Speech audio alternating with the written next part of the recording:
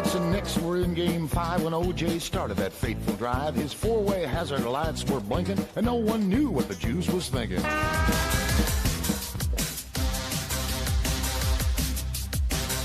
I've been to Reno, Chicago, Fargo, Minnesota, Buffalo, Toronto, Winslow, Sarasota, Wichita, Tulsa, Ottawa, Oklahoma, Tampa, Panama, Mattawa, La Paloma, Bangor, Baltimore, Salvador, Amarillo, Tocopilla, Barranquilla, and Padilla. I'm a killer. I've been everywhere, man. I've been everywhere, man. Crossed the desert bare, man. I breathe the mountain air, man. Of travel I've had my share, man. I've been everywhere.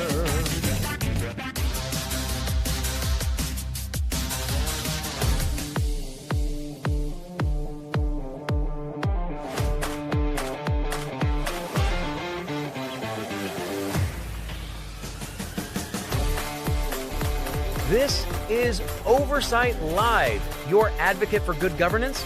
We're putting the site back in. Oversight. Here's the watcher on the wall, your host, Ben Carpenter.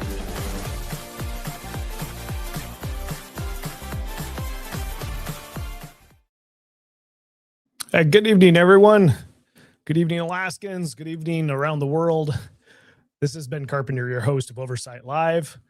What is Oversight Live? Well, it is a creation of my own time in the legislature in the state of Alaska, and understanding that it is a challenge for people to understand what's going on down in Juneau.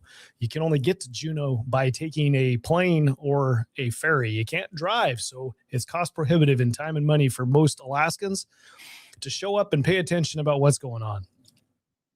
So it's not a super valid excuse for not understanding what's going on, though, because much of what transpires, at least in the public meetings, is broadcast online. But there's a lot of stuff that's broadcast online. So I am going to do my due diligence to try to bring you what I think is most important, and we'll discuss it. If you got questions, we're broadcasting on YouTube, Facebook, and X. You just type that question into your chat window there, and I'm going to get it, and I'm going to try to answer the question on air live. If you're watching the recording, you can drop me an email, producer@oversightlive.com, and I'll do my best to either answer it by responding to your email, or if it's a good question, I mean, it's probably one that somebody else has as well, I'm likely to use it on air here and edify us all with an answer. And if I can't find an answer, I'll do some research, or I'll point you in the right direction. Do my best. Anyway, whole point here is to help Alaskans understand what is happening using my experience and what I have learned in the 6 years that I served in the legislature, and help us to make better decisions about who to send to the legislature and what policies we want to champion for our state, because I think it's important. So that's what we're about. So the legislature is out of regular session. We've finished the legislative session, but the governor called the legislature back into special session. Largely, well, today they're all on break. They're flown home, the majority of them. There was no activity today. This is the long Memorial Day holiday weekend, and so nothing occurred in the legislature today. However, we did have a House Finance meeting yesterday that is pertinent. And as I promised, I have secured recordings from the Alaska Energy Conference, Sustainable Energy Conference, get the title right, Alaska Sustainable Energy Conference. And we're going to review a couple of recordings from that. And we'll probably, we're not going to have time to get much into that, but it'll be something we can take up next week because it's pertinent. It's important for us to understand the larger context is what the conference brings to Alaska's a vision or a understanding of what's happening in the world and kind of what our place is in it. But there are some good conversations that we can have over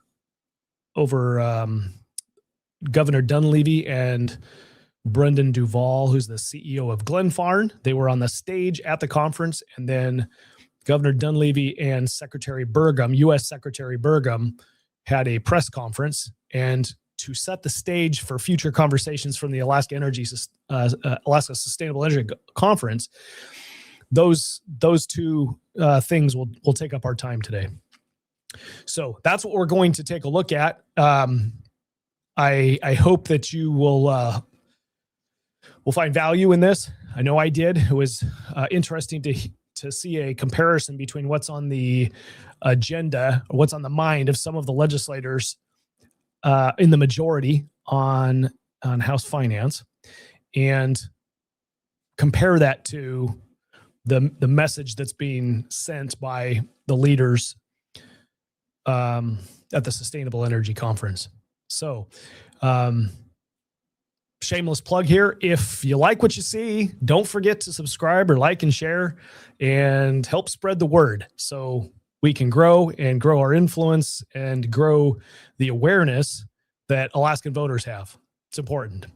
So thank you for doing that. Okay, let's checking the notes, the text here. No text from you, no questions, so we're going to get started. All right, what we got up first is yesterday's House Finance Committee meeting. Excuse me. And I've teed it up to start near the beginning of the conversation with Dan Stickle, Chief Economist for Department of Revenue, and a series of questions here from the majority members in regards to this presentation. And this is not a new presentation. This is a presentation that we've seen in other committees, but this is the committee that's going to be one of two committees that's going to be working in this special session on the governor's tax bill for the gas line. Okay. So as you hear later, the governor and Secretary Burgum and Brendan Duval talking about some agreement that needs to be ironed out with the legislature. He's only talking about the people sitting at this table and the people that'll be sitting at the Senate finance table in the short term, right? These are the ones that are going to be doing the lion's share of the work on finding an agreement.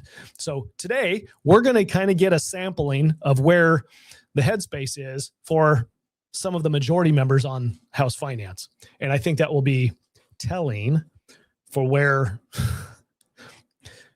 our representatives are in regards to answering the mail on a very broadly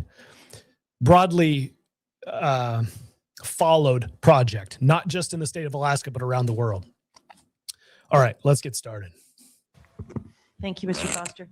Mr. Stickle, before we jump into the model, did you use any assumptions that ring-fenced the cost of the gas line against especially the legacy producers and legacy fields? Or will they be able to use, if they have capital expenditure costs for the gas line that exceed their tax there, can they use them against their oil taxes from other projects? Sure. Representative Hannon through the chair. So kind of two ways of answering that question. First of all, the baseline model here has a separate analysis for upstream and midstream. So we assume that the cost of the AKLNG project will be, and the entire AKLNG project will be entirely developed by an independent third party midstream. And so that's been really the main focus of the analysis. We assume that the upstream producers will sell their gas prior to the gas treatment plant. And those are two completely different analyses. In terms of the upstream component of the analysis, we are modeling out the current law for oil and gas production tax. That oil and gas production tax does allow for producers to apply all lease expenditures against the oil tax side of their calculation. And that's what we've modeled here. And we are assuming some additional lease expenditures incurred by the producers to bring on gas production. In particular, we have some significant level of lease expenditures at Point Thompson, assumed to be an expansion of that field with new wells drilled to bring on the gas as well as incremental oil. The other body at one point had a provision to have us try to allocate out those lease expenditures between oil and gas and potentially disallow some of the lease expenditures related to gas from the tax calculation. That is possible. We testified in the other body that that would be extremely complicated and costly and potentially litigious to the state. That is certainly a policy option. It would be very challenging for us in the industry to implement, though. Follow up. Thank you, Co-Chair Foster. And Mr. Stickle, if, and you've modeled it using the developer having all the midstream expenses, but let's say after it was built that they sold to one of the existing operators on the North Slope, does that midstream expense then can be used to capital expenditure, lease expenditures to the upstream? Because Okay, so we need to have a brief conversation about this, because it's not the first time that we've heard this line of questioning, right? In Senate Finance, we heard this. I'm sorry, in Senate Resources, we heard this. In House Resources, we heard this. So you have to know, Sarah Hannon is a member of the Democrat Party, right? So does it surprise anybody that a member of the Democrat Party would be having a challenge with oil companies having some perceived benefit, tax benefit, with regard to writing off expenses, right? No, it's not. I mean, the party plank, one of the party planks in the Democrat platform is to get rid of oil and gas development in Alaska, right? They want to turn to renewable energy and get rid of oil and gas development. So tax them out of existence, regulate them out of existence, by law, prohibit them, whatever it takes. That's what the Democrat Party wants to see. Get rid of oil and gas development. Okay. It needs to be highlighted to all Alaskans running into this next election. Why in the world you would elect a Democrat into the state of Alaska who's beholden to that party platform? I don't know why you would do that. Here's the fundamentals that people need to understand. Businesses invest in equipment, and they invest in buildings, and they invest in infrastructure and technology, and all of that is designed to grow the business, and it grows economic activity. Okay, it grows, and if that economic activity is taxed, then it grows taxes after the economic activity and after the result of that growth, the investment of that money, right? If you increase the taxes, or if you don't put in policies that incentivize that growth, that spending of capital, if those upfront costs are too expensive, then you don't get the spending, you don't get the economic development. It's either delayed until there's conditions that support it, or it just reduces expansion of your economy. I mean, look at the state of Alaska. And can anybody tell me, besides the second Trump administration and the expansion that we've seen on the North Slope, do you describe the state of Alaska's economy as one that's expanding? I mean, the only thing that's expanding is state government and federal government spending in the state of Alaska. That's not capital spending. That's not investing in infrastructure that grows the economy. That's taking tax dollars or permanent fund earnings or federal tax dollars and divvying them up to the economy in Alaska. It has nothing to do with the private economy. So if you lower the investment, right, the companies choose not to invest in a gas line, in oil development, in something, and it just take it out of the oil company, oil industry. Any company, if you lower your investment, it can mean lower productivity, slower growth, fewer jobs, weaker wage growth. I mean, those are all byproducts of a policy that doesn't recognize the value of private industry investing their own money in infrastructure that then leads to economic growth. And this question that's being asked by this member, by Representative Hannon, is getting right at the heart of the issue. If we consider a bill that's going to allow a gas line to go forward, and the cost of the building the gas line has something to do with reducing the taxes that the oil companies owe on their other oil business. Is that what we want to do? That's a legitimate question. And this flies in the face of federal and state, long-term tax policy. Like, the U.S. economy and all state economies are reliant upon private industry investing in infrastructure and investing their own capital and growing the economy. The federal tax policy commonly allows businesses to reduce their taxable income through depreciation, deducting the capital assets over time, or bonus depreciation, which is, accelerated write-offs for whatever the investment is. There's a section 179 policy within the federal code that's taking an immediate deduction for many equipment purchases, and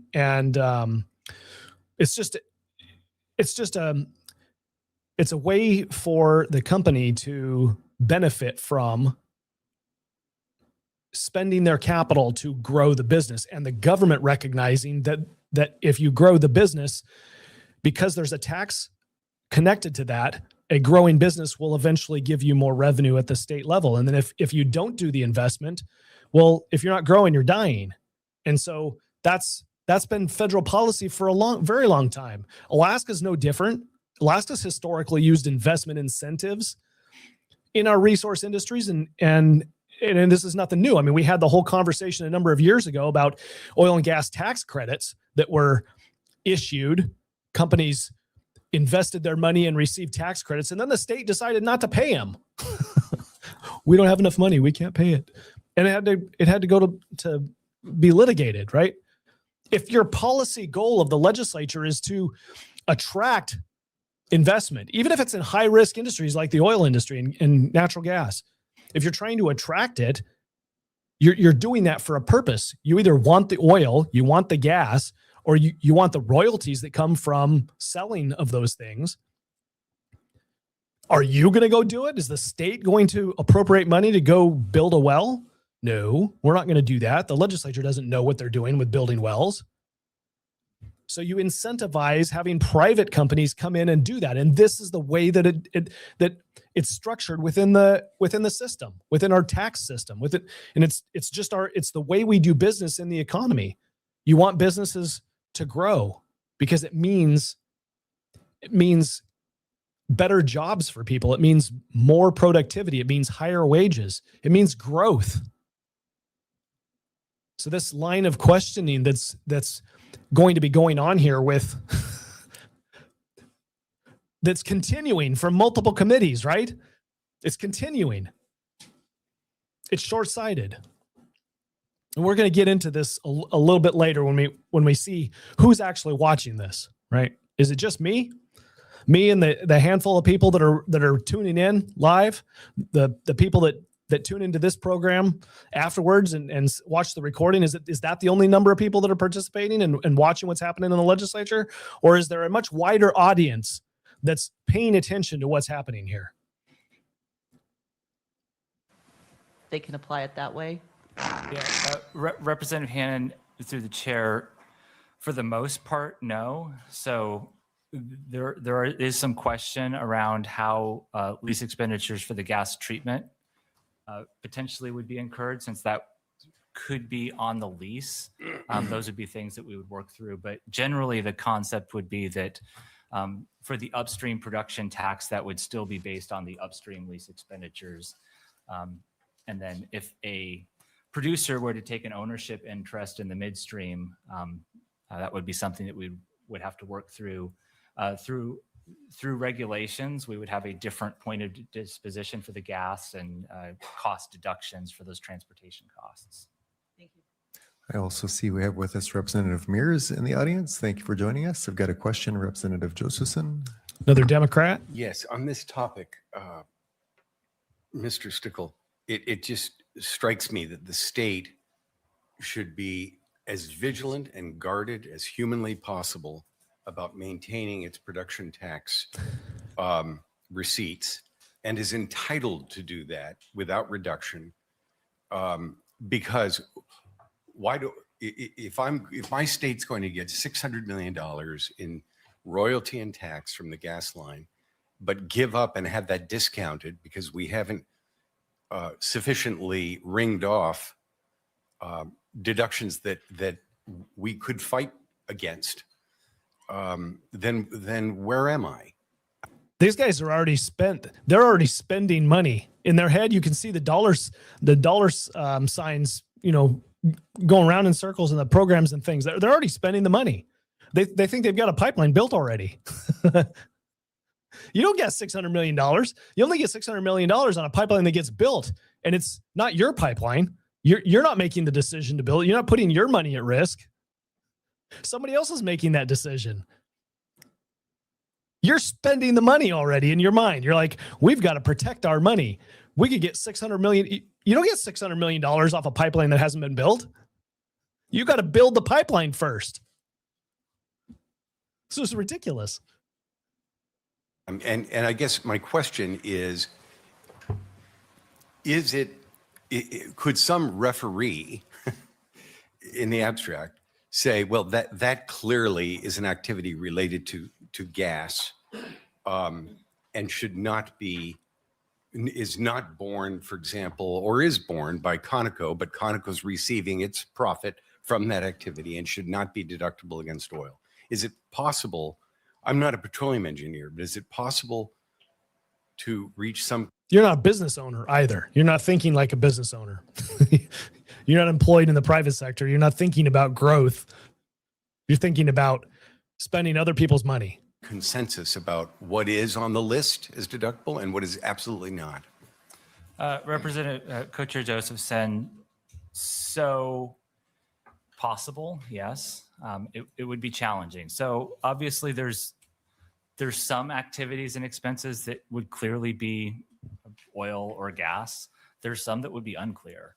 So if, like, let's say Point Thompson is expanded and an additional well is drilled, that additional well is going to supply gas into the AKLNG project. It's also going to supply oil down taps. We would have to determine how to count that as either an oil or a gas lease expenditure when the well is being drilled prior to it coming into production. That would cause a challenge that we would have to work through in the regulatory environment. If an exploration well is being drilled outside the unit, we would have to come up with regulations to determine, are they exploring for oil? Are they exploring for gas? Or are they exploring for something in between? So it's a challenge, and it would probably result in increased assessments, audits, litigation. It's a challenge that could be worked through, but it would be challenging. Follow-up. And I assume that there are two countervailing arguments. One is the challenge should be met now, and another is this isn't relevant directly for some number of years, although I don't know how many that is. And so it can be postponed. And this bill we can move forward on this bill and leave that for another time. Is that basically an argument you've heard, those 2 points of view? Co-Chair Josephson, yes, that's true. Another point is that if, looking at what is the policy goal, and if the policy goal is to protect state revenue or to generate a certain level of state revenue, there's probably more efficient ways of accomplishing that policy goal. And I think we had talked with the other body about different levers, not making any particular recommendation, but laying out potential options. Oh, he's good, isn't he? In lieu of oil and gas allocations. Okay, thank you. He knows exactly what they're looking at. I mean, his whole question is, we got to save our money. How are we going to do that? We make the changes now or make the changes later? Come back. I mean, anyway, Dan Stickles doing his best to help lead the conversation without actually looking like he's leading the conversation. Galvin? Okay, another Democrat. Thank you, Co-Chair Foster, through the chair. One question I have is Oh, related unaffiliated. to the She's a Democrat in phase witness one, protection. just better understanding what the gas flow,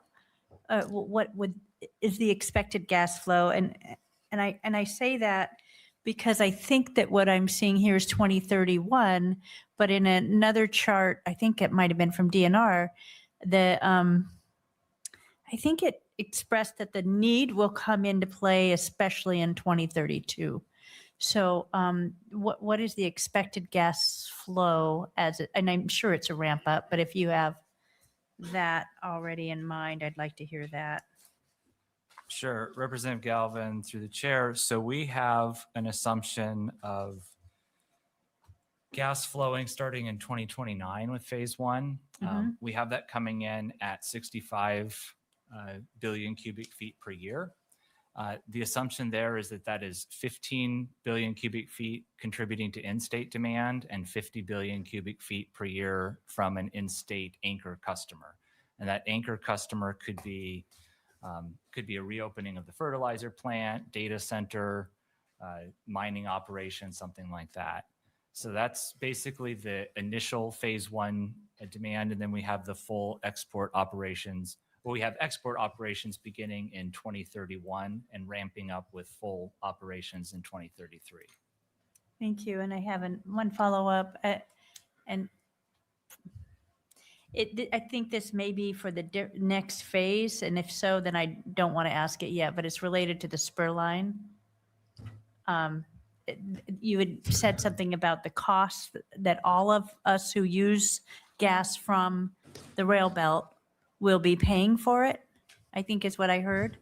Yes, Representative Galvin, through the chair, that's what is in the current version of the bill before the committee, correct? Thank you. And through the chair, I think the last time I heard about an assumption of what the cost would be for that, I heard from the governor's office, it was around 250 million.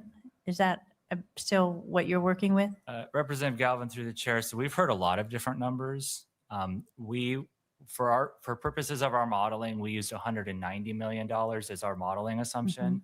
And that was based on the midpoint of a range of 180 to 200 million, which was stated by AGDC. And that was the latest information that we had from them when we built this into the modeling. I know they've, in the earlier committee, they submitted a fiscal note that had a little bit higher number. And there's been some other numbers thrown around, but 190 is what we baked into our modeling. Okay. And so in trying to understand how that would look, I assume we would spread that cost out over a long period of time so that there's not a lot of hardship on the consumers. Do you have that modeled out as well? Okay. So this is instructive, right? The special session starts and you've got a new group of legislators sitting at the committee that weren't in the previous committees. They also had their things that they were doing. Remember, we had over 350 bills, right? So they're sitting in their own committees. They're barely paying attention, if anything, to what resources did. I am not entirely sure whether the bill that's sitting before them, HB 381, is the governor's bill or it's the bill that the House Resources Committee modified. I'll have to double check that. I'm not sure. Either way, and I'm just thinking through here.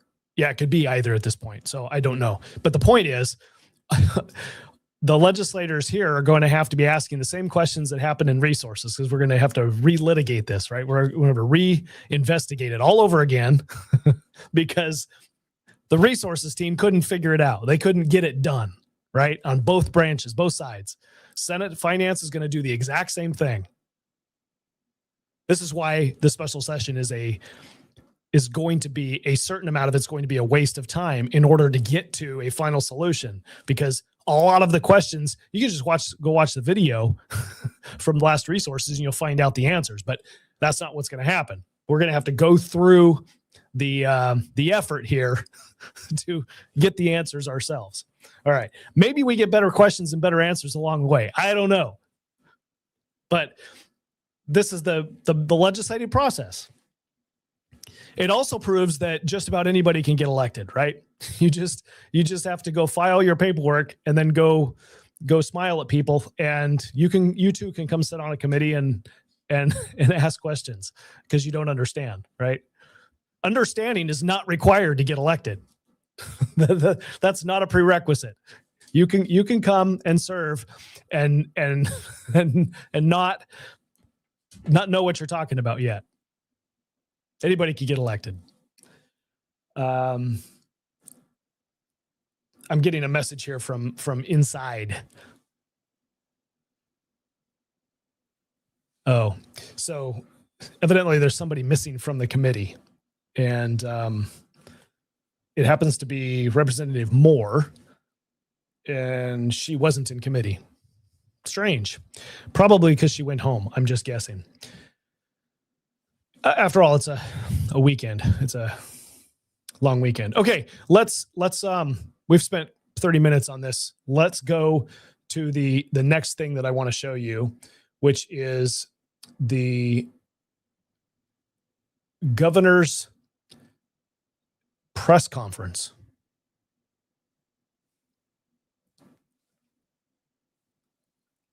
All right. Here it is.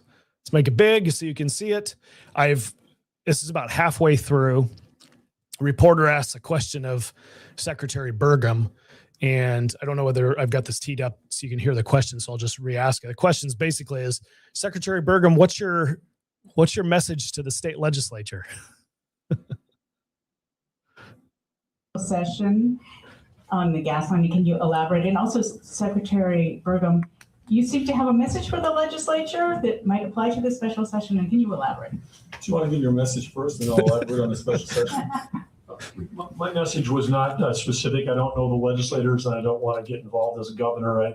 It's as a former governor, being appropriate for me to be trying to weigh in on politics that they're in the middle of a session. But I do know generically that one of the things that happens, in whether it's at the local, township, borough, city commission, in state legislator, and even at the federal level, people act like a project is just going to happen, and so then we better spend a lot of time thinking about how do we divide up the winnings. And the key thing for when we're competing with capital that can go anywhere around the world, the key thing for Alaska is get the project, get the capital, get the thing built.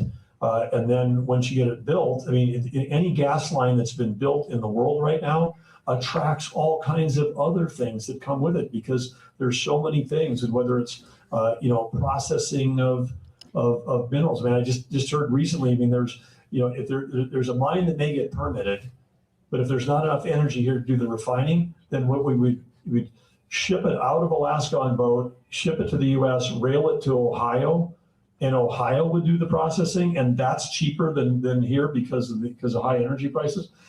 So this is an example. This is why it is so I want to use the word stupid for legislators and finance to be asking the question, well, if the companies that are going to be building the infrastructure for the gas line spend money, will they be able to deduct that amount of money off of the taxes they owe for the oil development the oil that they're pumping? Well, will we see a reduction in taxes based on this? And it isn't even entering into their mind space. Like it hasn't been a creative thought in their brain that if you build the pipeline, even if you did see a reduction in oil tax revenue because of the capital money that's laid out to build the pipeline, that you will see other business develop and other sources of revenue develop based on economic activity tied to that pipeline. So the losses, and Representative Josephson was trying to get to this to say, well, if we lose some in the pipeline, or we gain some in the pipeline, but we lose some in the oil, then we need to understand what the net is, right? Well, what about the other stuff the other economic activity that can't happen now because you don't have gas, that could happen when you do have gas? How does that factor into this equation? And that's not even in the mind space. It's not even in their intellect. They're not even thinking in those terms that if we do this, if we do A, then B happens. That there's economic activity and thus an opportunity for taxation, for government to win off of that economic activity, right? That's not even part of the conversation.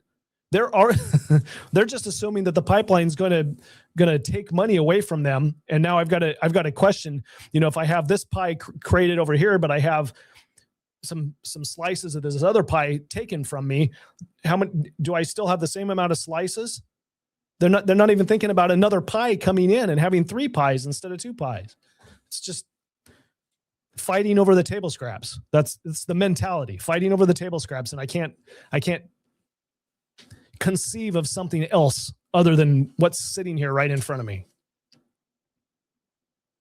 So it is like the opportunities to have things be homegrown are almost unlimited for Alaska if you have a source of energy. And right now in a state that, interestingly, with the declining amount of natural gas that's coming and people concerned about electric rates and whatever, to have this much gas in your state and not have everybody doing everything you possibly can to get that gas flowing and get it flowing to where the population centers are, because it's not just going to lower prices for the between Fairbanks and the greater, Palmer, Wasilla, whatever.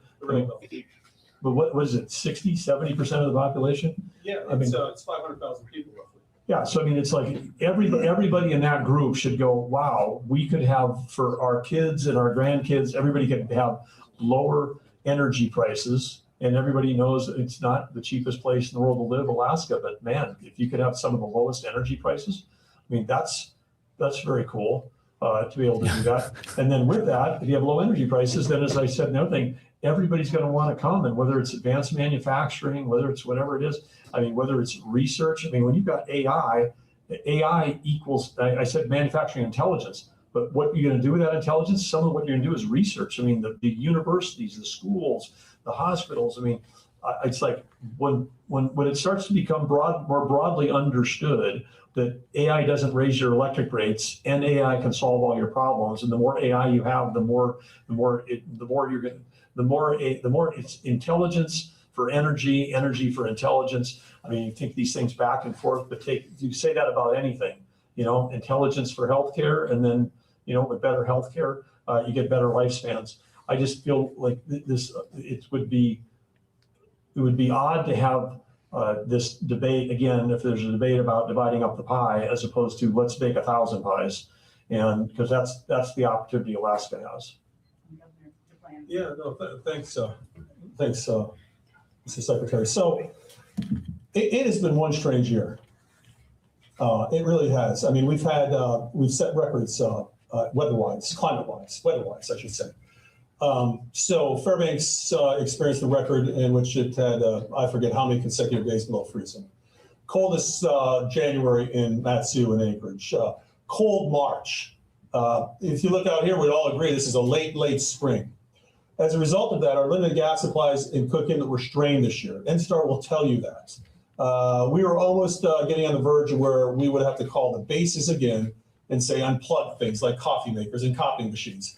You can't run a forward-leaning fort called Alaska, at least from a national security perspective, defense perspective, when you're asking them to conserve energy like it's a 1970s oil embargo situation. And so you have a problem growing in Alaska, but we have a tremendous solution. And the tremendous solution is this gas line project, which has advanced further than anyone could have ever imagined, with the support of President Trump, with the support of his cabinet, with the chaos caused by the Russian-Ukraine war, with the chaos caused by the Persian Gulf. Asian allies and others are looking for secure gas. Our oil the renaissance has taken off, but they're looking also for secure gas.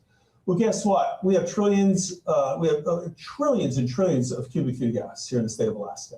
We know where the gas is. We don't have to drill for it anymore. We know where it is. We know how much we have. We have the right-of-ways to this project. We have the permits to this project. We have backing by countless partners for this project. The people of Alaska, there's been polls, countless polls done. People of Alaska want this project. Why? Well, predictions would show that in just a few short years, you may be looking at $5 MCF for gas, which translates somewhere in the neighborhood of 14 cents a kilowatt hour. The RCA of Alaska just a week and a half ago announced a rate increase on the rail belt, I think of 10%, which may end up pushing Fairbanks, their kilowatt per hour closer to 40 cents a kilowatt. So, and this doesn't account for the $16 an MCF contract that was signed during this latest winter to ensure that NSTAR had gas, and that's a fact. So these numbers that he's bringing are not even reality. The cost that we're seeing increasing in our electricity and our gas bills right now is because of climbing gas rates under current circumstances, under gas coming from Cook Inlet, right? And we're not even importing gas yet. It's continuing to climb. And the only option that we have in the state of Alaska to reduce the cost of gas is to make sure it gets exported. That's the only way. You can't import it and have lower cost gas. You can't go out in Cook Inlet and find it and have lower cost gas. You can't build a pipeline and only have the pipeline providing in-state gas and have lower cost gas. None of that gets you lower cost gas. Only if you get an export facility and start exporting it. So this is going to be critical as we listen to the vision that's being carried here by the secretary, by the governor, and in the next clip by Brendan Duval, the CEO of Glenfarne. Okay, it's critical that we understand this, and I've got some questions once we hear from Glenfarne that I think we need to ask ourselves. Crazy winter, unbelievable opportunity. So what has been the reaction of leadership in the legislature to this point? Nothing. And when I look for an alternative to the gas line, when I look for some major policy movement on the part of legislative leadership, I don't see anything. So the default, the people of Alaska need to know this, the default, if something happens and this project doesn't move forward, which I believe it will, I think we're going to get something done here, I hope, in the next few days. But if it doesn't, it's importing gas. Think about the irony of that. You're going to import gas into the state of Alaska, probably on foreign flag ships or coming from a different country. And that is not going to lower your energy cost, Alaska. It can't lower your energy cost. You're going to bring gas in on a ship to a place that has more gas than you can think of. With a project that's right in our grasp, that will produce thousands and thousands and thousands of jobs, that will lower the cost of energy, that will assure us energy for 50, 60, and with the drilling of oil in the slope, ancillary gas, you may be looking at 70 years. And as the secretary said, that doesn't even factor in all of the industry that could come to Alaska. Why do I say that? Because in the disruptions in the Persian Gulf, you're not just disrupting oil and gas, you're disrupting fertilizer, you're disrupting aluminum, you're disrupting all kinds of petrochemical and fossil fuel related industries. Then there's the data farms. Then there's cryptocurrency. The list goes on, and it's just waiting. Everything is just waiting for one decision in Juneau, Alaska. And that is a restructuring of our property tax, which is probably the highest in the country. You know, I've said to people, if you move Alaska from where it is today, way far north on the globe, where we're population-wise, we're the size of a county, way up on the top of the world. If you moved Alaska on the map down right next to Texas, you move New Mexico out of the way for a moment.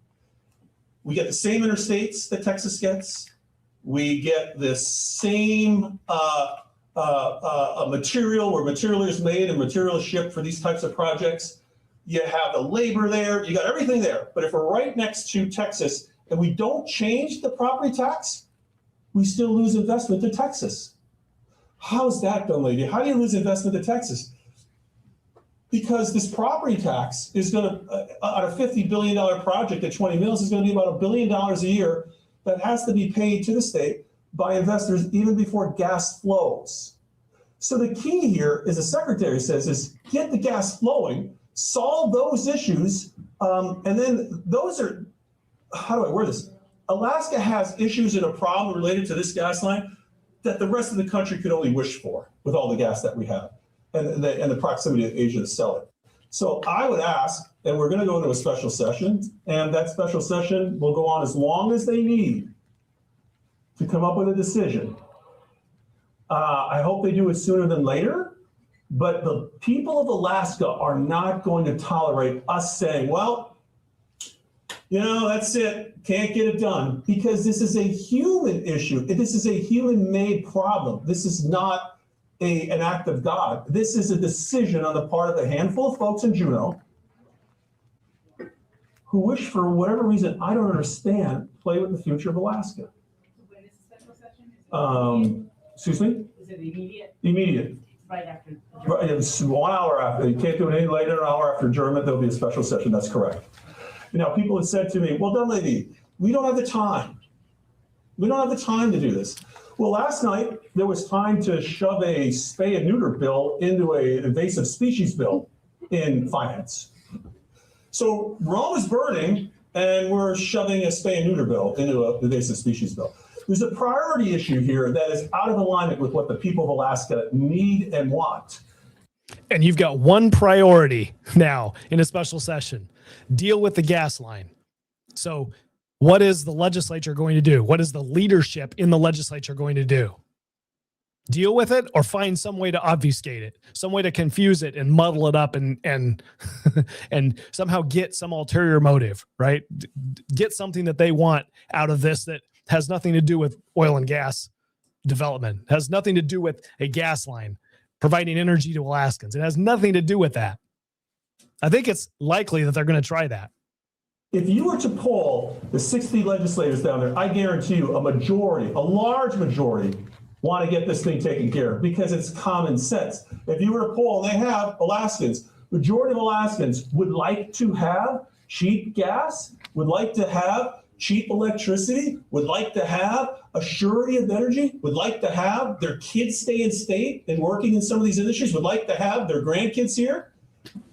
A message has got to be sent to leadership in Juneau that enough of the games, stop playing the games. Let's get this thing going. Let's employ thousands of people. Let's solve our problems. It's about solving problems. Great question.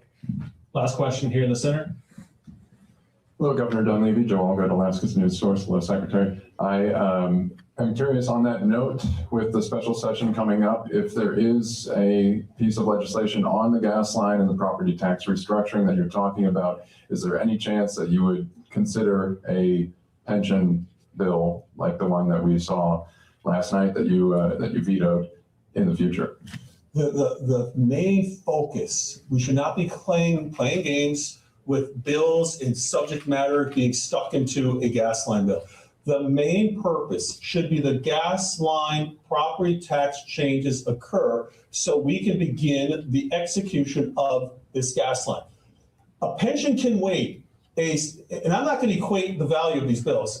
There's a lot of good people that support a DB, a defined benefit pension, and so forth. But it can wait. Our opportunity now, this is a window. You're not going to have the Persian Gulf in disarray. You're not going to have the Russian war going on forever. And right now, as we speak, there are entities all over the world scrambling to find out where they're going to get their short, mid, and long-term gas from. They're looking at Alaska. I had an individual approach me up here in the conference room and said, boy, Governor, I hope you get this dealt with. Why? Because we're really, really looking at Alaska. So what's my point? Get the gas line bill, property tax change done, and we can talk about all of these other bills and all of these other issues down in Juneau. But let's get our priorities right. This is a massive, massive project with thousands of jobs and opportunity like we have never seen before. Thank you. Important quick follow-up question. You jumped in? Look at that. If you don't mind. Alex Demarmani with Daily News. So our Department of Defense, our military up here is facing a potential energy crisis as well because of the natural gas shortage. I'm wondering if there's talk of using the Defense Production Act to allow the U.S. to invest in the Alaska LNG project, or what some other mechanism might be to ensure that we don't have a crisis that actually affect the military. I'm going to answer that question, okay? If we can't solve our own issues as soon as possible, then I think it's incumbent upon me as a governor to have discussions with the federal government on what that might look like.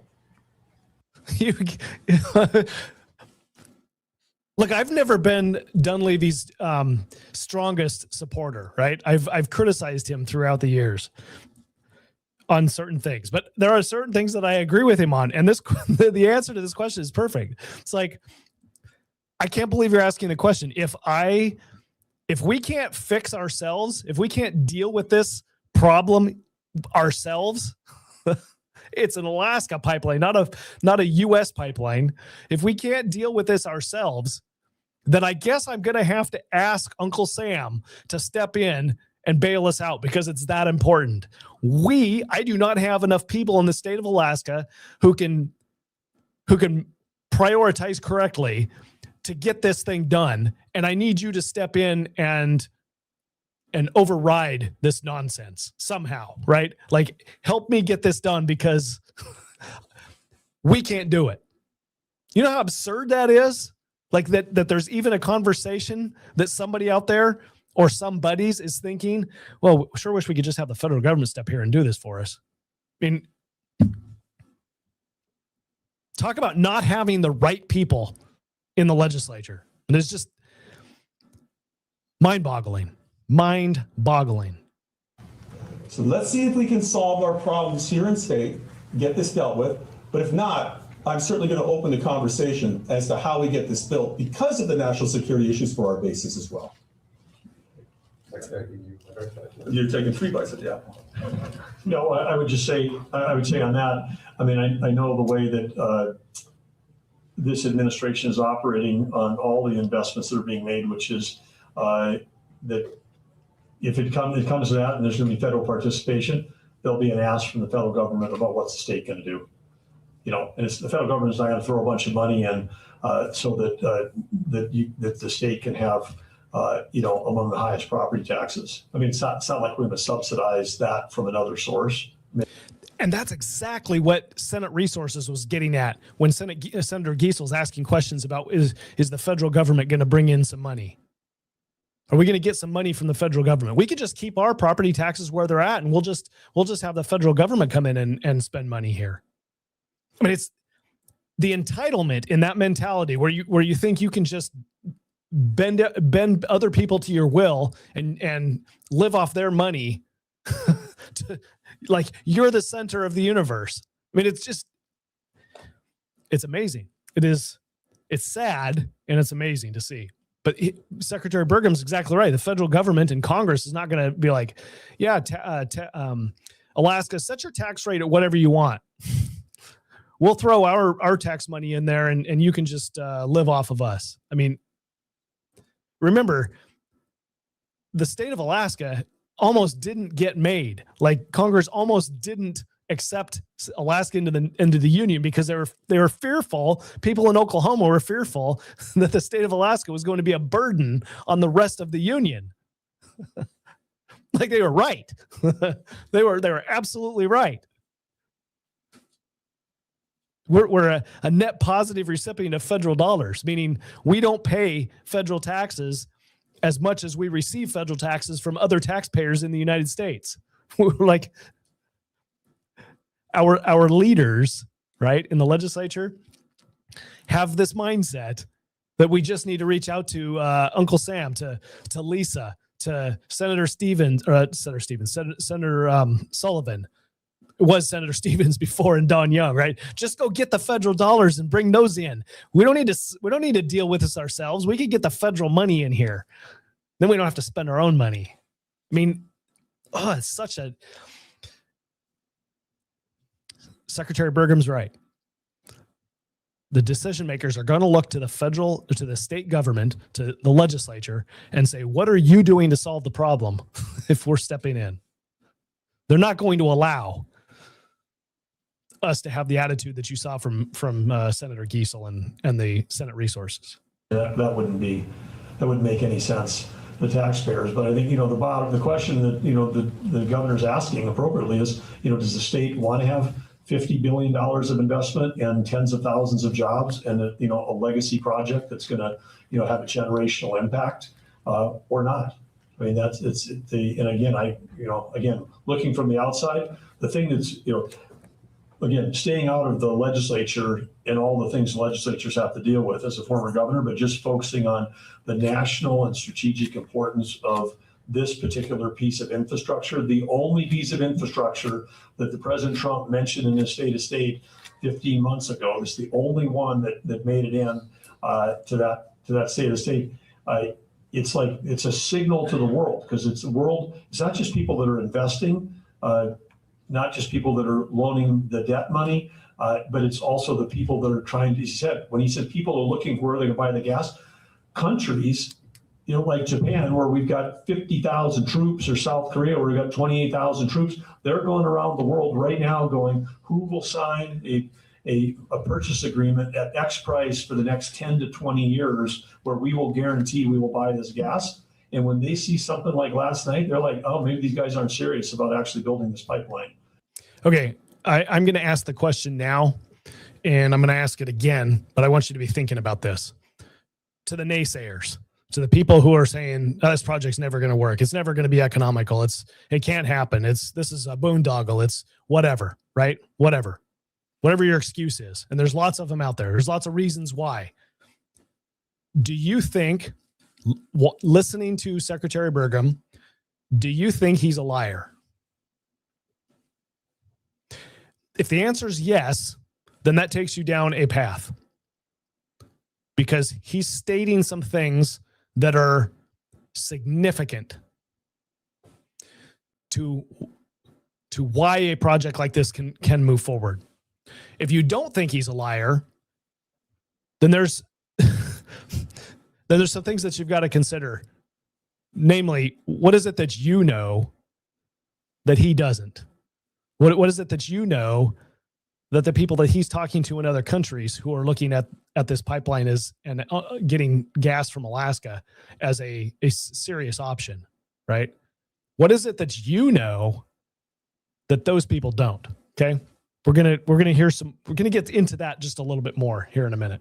Throws doubt versus trust into the negotiation, and again, if it's headwind versus tailwinds, and man, this is a time right now, as the governor described, with the world events going on. This is a time where, man, just wow, it's like the ball is on the tee. There's the wind is at your back, just to hit it down the middle of the fairway as far as you can.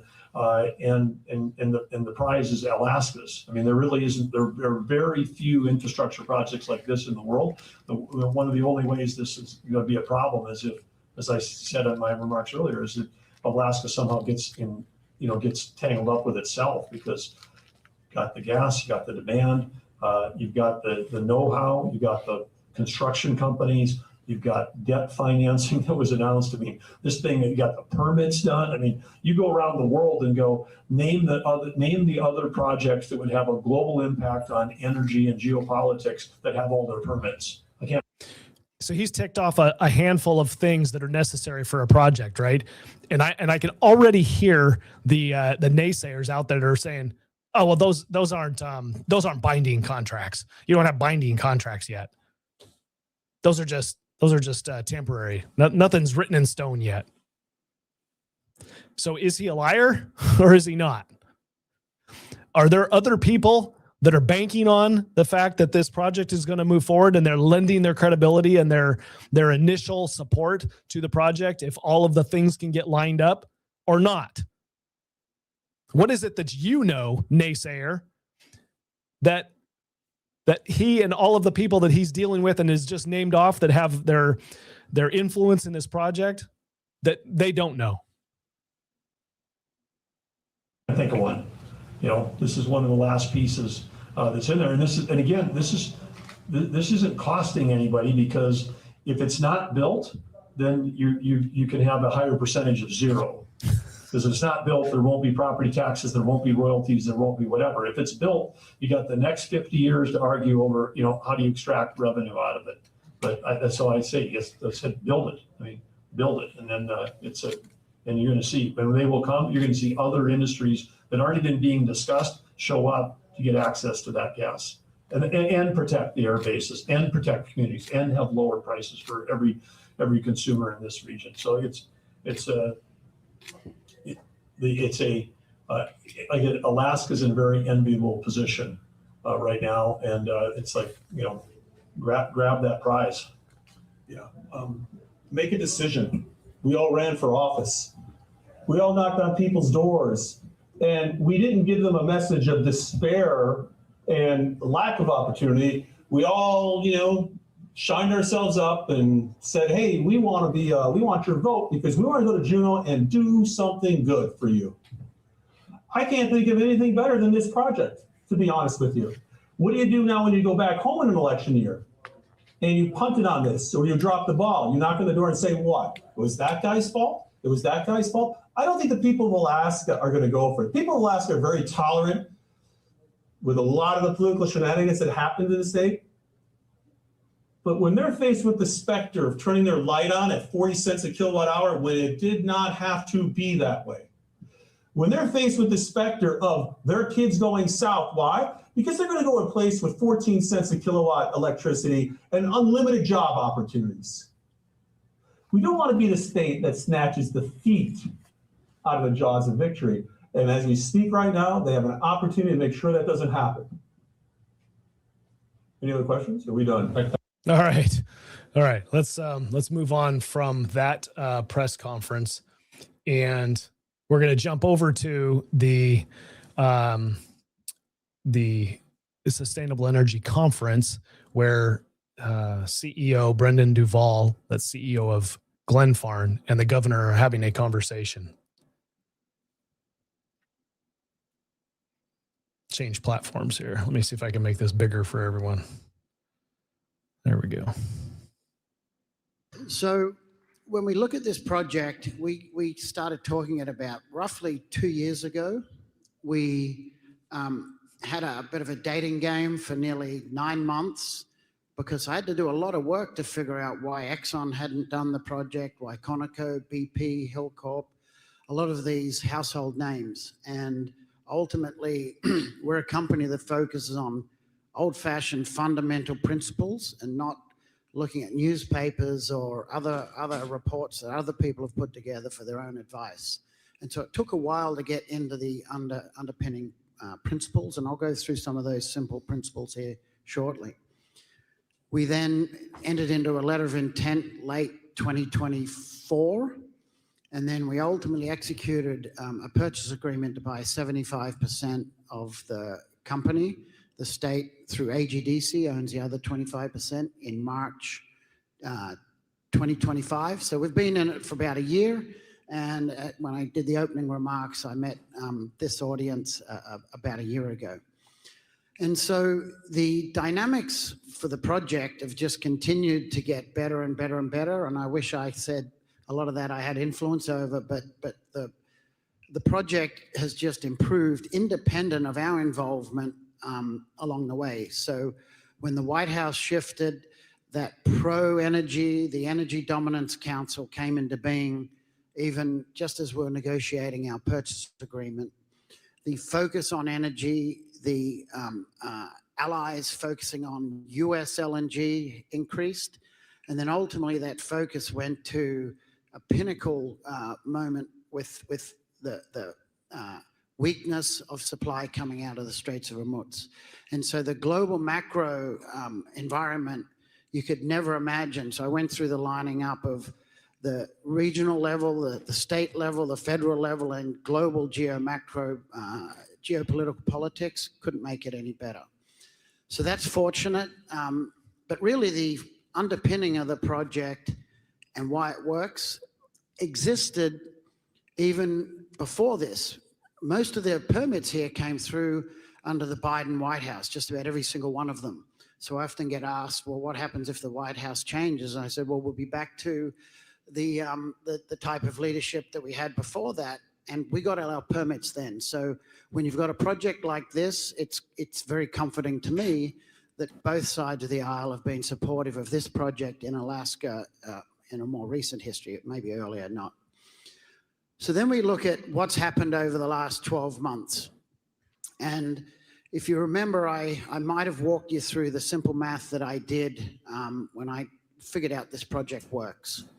When you look at the feed gas on the North Slope being stranded gas, and most of you probably know the amount of gas that's being re-injected up on the North Slope, 8 BCF a day, would be enough to build 2.5 projects of this scale. So there is a lot of gas being re-injected. So when you look at and if you remember back to the Senate Resources Committee, where Senator Giesel and Senator Wielechowski were grilling the state on what's going to happen with condensate, the gas that we're pumping down in the ground, are we going to lose money off of tax revenue from the condensate that's generated from the pumping of the gas down? And before them is a consideration of a tax bill to enable the pipeline to go forward. And they're worried about condensate and whether they're going to run out of gas and not be able to get their money out of the oil revenue, right? Totally not understanding. They're not understanding. The value of that stranded gas and you compare it to the gas in the lower 48, it's much more cost effective. And when you look at the shipping cost into North Asia, those Asian buyers are comparing to other US LNG. And for those who don't know, Gulf Coast LNG used to go through the Panama Canal. There's so much congestion there, and it's managed through fresh water to get the height of the dam up and down for that canal to work. LNG carriers don't go through the canal now, so they go around under Africa, under India, and around to Asia. So we've got about 1/3 of the shipping cost. And when you look at the feed gas cost and the shipping cost, we've got a tremendous economic advantage to start with. And that was what got me comfortable this project would work. But you may remember I was saying the last thing for me to find out is what does it cost to build the pipeline? And we immediately started bidding out the construction. Worley, our engineering firm, went to all the largest contractors in the state and globally and in the US. We got bids in for the construction. We got bids in for the pipe supply. We put together a detailed logistics plan for laying out the construction. And now we know what it costs to build. So once you know that what the pipeline costs to build, you know the advantages you've got, you actually have an economic project. And so what I can say, and I said that at the start of the conference, this project, now we have all the financial inputs that make it. Okay, I put it to you. The same question that I asked earlier of Secretary Burgum is, this man, as he's sitting here talking to you, what's your feeling? What do you think? Does it appear that he's lying to you? Am I being hoodwinked here by this expert liar?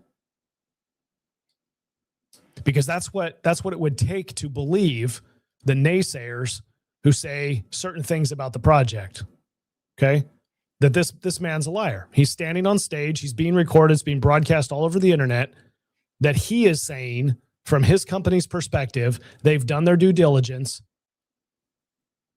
and this project is economical under certain conditions. They can get to a final investment decision. He sees a path forward. Okay? So the naysayers have got to be pointing to him and saying, well, you're a liar. You don't know what you're talking about. I mean, all of the naysayers that know how to build pipelines and put multi-billion-dollar deals together, they know more than what he's saying right here. They put their credibility on the line, and they know more. Okay? And I'm hitting this hard today because there's a reason. There's a reason why. Yes, understand it works. And importantly, the underpinning of a domestic solution here for the gas crisis, where we build the pipeline first, solve the gas crisis in the Cook Inlet, and then have a second financing at a later date for the export. All of that now is a extremely clear and laid out financial plan. And we can talk a little bit about that in the minute here. But this project now has all the diligence, the underpinning to get ready to build it. And we've got a few things to do, but we're ready to go. Yeah, no, thank you. Just a slight correction. The permits were had under Trump 1. Under the Biden administration, they didn't try and kill the project. As a matter of fact, their FERC fought on our behalf on some court cases. So, but in any event, you know, people have heard about this project forever. this project forever, but this project needs to be defined. They heard about monetizing gas from Alaska, but this project is very different. We didn't have the permits prior to 2020. We didn't want to take those BTUs in terms of gas off the slope before then, because it was helping to some degree with the more lucrative product called oil. And then when you get all of the geopolitical stuff that's changed in the world, and then you get Trump 2.0 in here, and data farms, and cryptocurrency, and electrification, it's a different project. It's a different project.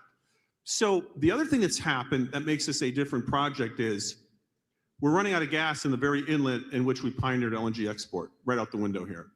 We're running out of gas. We have for some time. The plants have closed down. The first plant closed down in about 2007.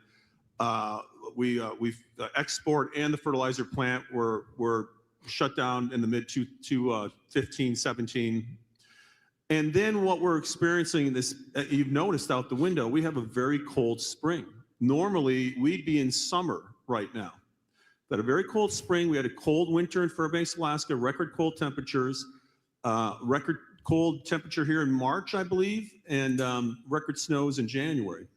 What does that mean? What's left in the inlet, we're really drawing that down.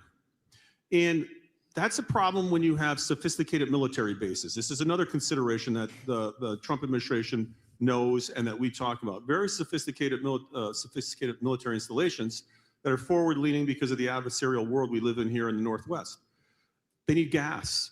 They need energy. So very different project. But I would ask, Brendan, tell us about another, the execution part. What are some of the partners that are very interested in this project? Where are we on the partner side of things and just growing that group of focus of investors, partners, builders, et cetera? Well, I think one of our most important partners right now is NSTAR, your local gas utility. And we've had to come up with an arrangement with NSTAR that shows you and everyone that we can deliver gas from the North Slope that's more reliable and more cost effective than importing LNG. And we're putting the finishing touches on an ability to offer you all here in your homes gas that we can have locked in coming from the North Slope that is better than financially and from a sustainable supply standpoint than importing LNG. So NSTAR and ourselves and the CEO, John Sims, and myself, we're about to put finishing touches on that agreement so it can go through the RCA. And then off the back of that, we can go into a financial close. And we're just very, very close to finishing that off. So that's one of the important partners for phase one. The other important partners for phase one, including John, we did a big gathering here on Monday. And we had roughly 50 local, national, and global presidents and CEOs that are committing billions of dollars of risk, loans, equity investment, construction guarantees, equipment guarantees. And we went down to the Kenai Peninsula. We did a round table. And some of those are here today. You might have seen some of the press releases, but Baker Hughes, one of our equipment suppliers, they've become an investor. A big shipping company we're going to do an LNG joint venture with, Danaus out of Greece, listed on the New York Stock Exchange. They're an investor. POSCO, our Korean partners that are supplying a specialized type of steel, they're an investor. They've committed to the project. Many of our construction companies have also committed to investing in the project. We've listed out a lot of those companies. They're putting up billions of dollars of their balance sheet to take this. So 50 of them were here sitting. The governor and Secretary Burgum went around and listened to why they were involved in the projects, any concerns they needed.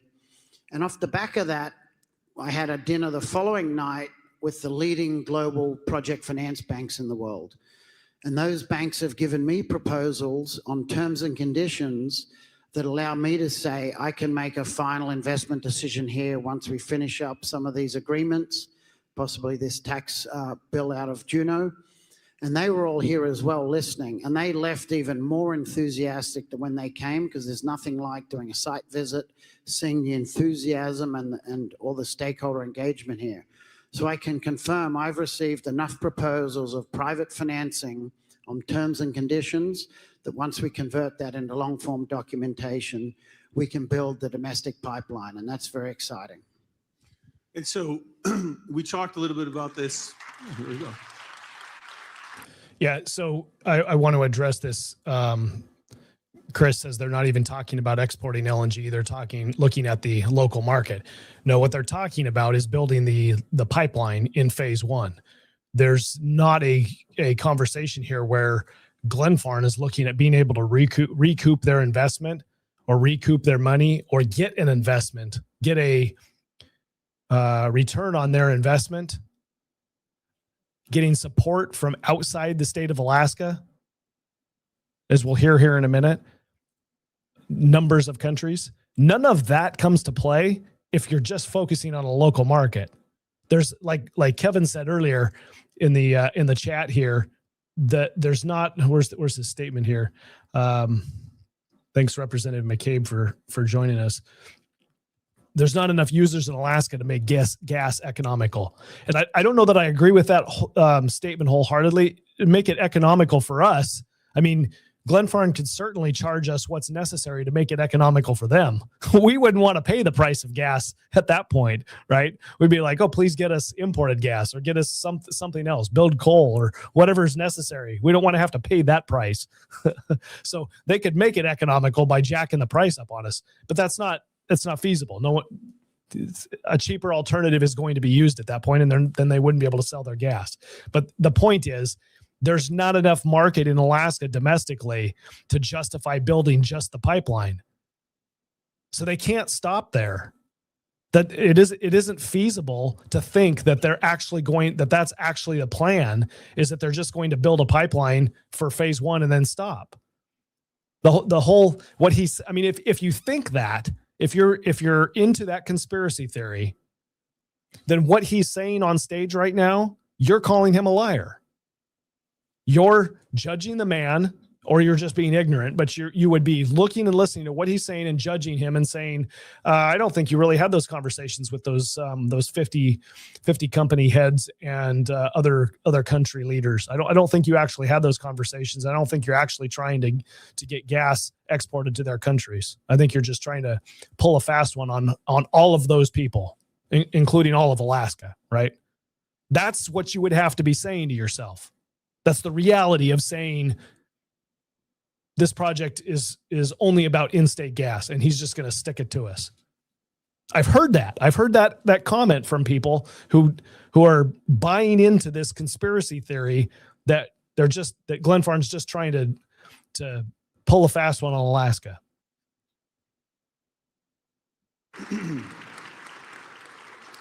Just to add to this, and again, the geopolitical aspect of and we started this before the Persian Gulf War. We were talking about how viable this was before the Gulf was taken off. But if you look at the Gulf right now, and we want nothing but the best for our friends in the Gulf, tremendous allies and friends in the Gulf, forward-leaning countries, whether it's the United Arab Emirates, Qatar, Saudi Arabia, et cetera. But they're trying to figure out what the world's going to look like. And as I mentioned earlier when I spoke just a day or two ago, the question was always, can we shave a penny off? Which matters when you're dealing with billions of dollars and tons of gas. Can we shave 5 cents off? And oftentimes, that led to one of the largest gas fields, the largest gas field on the planet, Qatar and over in the Persian Gulf. But now the questions that are coming out of investment houses and utilities and so forth is, can we be assured of supply? And what is the premium, if anything, put on assurance of supply? So remember, we hope the conflict gets settled soon. It'll be good for everybody. It'll be good for the world. But when you look at alternatives, do we send gas across pipelines to the Mediterranean, Persian Gulf states? That costs money. That's going in a different direction. Do you try and ship your gas then down through the Red Sea? You got a problem with a group down there, the Houthis. That's an issue, and you're going around the peninsula then. But then when you look at Alaska, it's not 25 days, it's not 30 days, it's not 16 days. It's 8 days to Tokyo Bay in uncontested waters, where you got the 7th Fleet of the U.S. Navy and the 3rd Fleet in the North Pacific of the U.S. Navy. No straits to go through, no canals to go through. You don't have to ask anyone permission to go through. The moment you leave Nikiski, Alaska, which is probably by air only about 30 miles south of here, 40 miles south, you are clear sailing right into Tokyo Bay. That's a surety, that's security, that's certainty. And those discussions are also buoying this project. Do you want to talk a little bit about that when you're having discussions with folks? So, albeit this is a two-phased financing and a two-phase construction, so we've let everyone know construction on the export portion, which is a separate financing, that's about a year behind the actual pipeline construction. Notwithstanding that, we've had tremendous interest in the buying of the LNG from that facility, and we're still a year away from launching the construction. And so when you do a facility like this, there's 20 million tons of LNG. That is a really big LNG facility. To finance it, you want to have stable cash flows for the bulk of the contracts. So we go and enter into 20-year contracts for roughly 80% of the revenue, which is about 16 million tons. And I can tell you today, I know where every one of those tons is going to be. And 80% of the 80% we've already publicly announced. And so the first 6 million tons is going to Taiwan. That was announced actually when we were here last time. 2 million tons to Thailand, another 2 million tons to Japan, the two biggest buyers out of Japan, JERA and Tokyo Gas. 1 million tons to Korea with POSCO. 2 million tons to the global French champion for LNG, Total. And then we have another customer we haven't announced yet that we've negotiated all the pricing on. And our company will take 1 million tons. So that gets us, we know where all of our LNG is going now. And that's amazing for a project that is still a year from taking construction. Why is that, to the governor's point? Most of those LOIs were announced and reservation agreements were announced before the Straits of Hormuz event. Actually, all of them. Now, I think people were saying this is an important location to take LNG. The important part now is everyone is accelerating how do they move from their reservation agreement to a binding long-term contract, because their boards of directors, their national energy councils, their ministers and secretaries for energy, when they go to them for approval, or their board of directors, their approvals are coming faster and quicker than they would have if that highlighted problem of LNG being locked in the strait. And so that just accelerates negotiations that often can just drag out and out and out. And then it also gives our lenders confidence when they start doing all the studies that the contracts will show up, because it takes a long time for a lender or an investor to study a project like this. So they've got even more confidence to put all the effort in to get their approval. So it's just reinforced and highlighted what attracted everyone here, and it's just made it so much easier for everyone to go and get their approvals. So from your perspective, what are the next steps? We're confident that I want to pause here for just a second and re-ask the question, right? So if you can come to an agreement in your mind whether you can trust what this individual's saying, trust but verify, right? But your gut tells you that the man sitting on stage is not a con artist. He's not trying to pull a fast one on you, right? He's telling you what he has been working on, and he's being honest about it. That is my assessment. And maybe I'm the only one in the state of Alaska or in the world that's watching this and gets that feeling. Maybe I'm the only one. Maybe. Wouldn't be the first time I'm wrong. That's why I'm asking the question of you. Do you get the same feeling? Or do you get a feeling like that guy's greasy? I don't know that I can trust him. I don't think he's telling us the truth. Because what he's saying is you've got many 50 plus companies, boards of directors. So you're talking more than 50 people.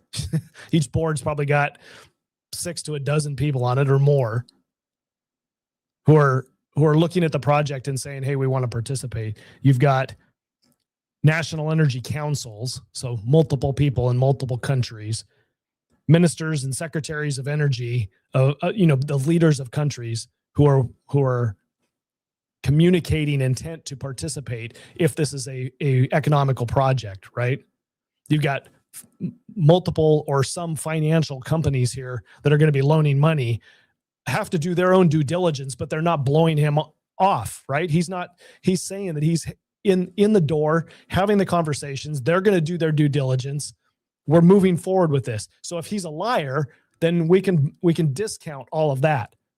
But if he's not a liar, then we can take a look at all of that, all of those people that have got their hands in this large project, and any one of them can stand up and say, you know what, I'm going to walk off. This doesn't make sense to us. And they're not doing that. At least he's not saying it. Maybe the trust but verify part, we'll see in the verification in the months to come that people are actually walking away and he's just not being honest about it. But until that happens, until something happens that proves that he's not being honest, you've got a project that has a chance to go ahead. And we have a legislature who's asking questions about whether or not the project needs to go forward or not, or whether it's viable. Like Senator Kathy Giesel or Senator Wielechowski know anything more than Brendan Duval does about making a project work. About anybody on House Finance that knows anything more than this guy about putting a big project together. Like any of the legislators that are sitting there at the table have any subject matter expertise or any relevant perspective to question whether somebody whose business it is to put together a project and who is communicating what he's done thus far, let's verify it. Let's see the letters of intent. You don't have an exact something written in stone yet? Well, that's because that process hasn't gotten this far. Get your act together, legislator, and then we can get to that stage. What does it cost you? It costs you absolutely nothing. It costs you absolutely nothing to get to that stage. If he is a liar and he's trying to pull a fast one and you change the tax laws and then the whole project falls apart, you know what you got? You got nothing. You got no project. You got no revenue. You got nothing, no egg on your face because you didn't cost you a dime. But if he's telling the truth, if he's being honest with us, then your inaction, legislature, your incalcitrant position, your pride and your arrogance and your greed to stop a 40, 50, 60 billion dollar project from getting built because there's a lot of people in the world that want to see it happen, and you, 1, 2, 3, a dozen people in the state legislature think you know better.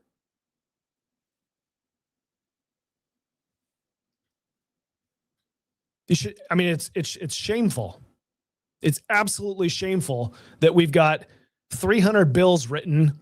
You've got a couple dozen bills passed in this last legislature, in the last session, and none of them address this project.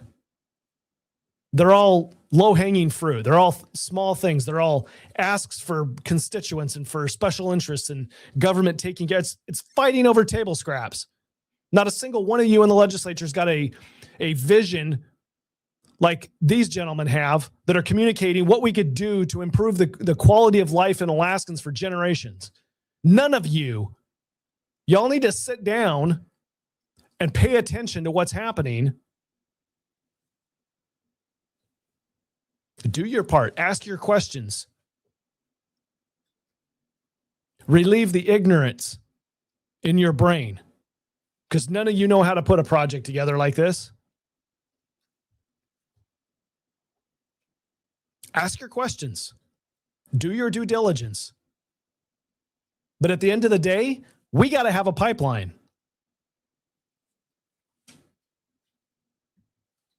We can find revenue after the pipeline's built. Low-cost gas, locally exported gas, leads to low-cost gas, And that leads to economic activity, and you can find more revenue then. Grow your economy, and then you can find more revenue.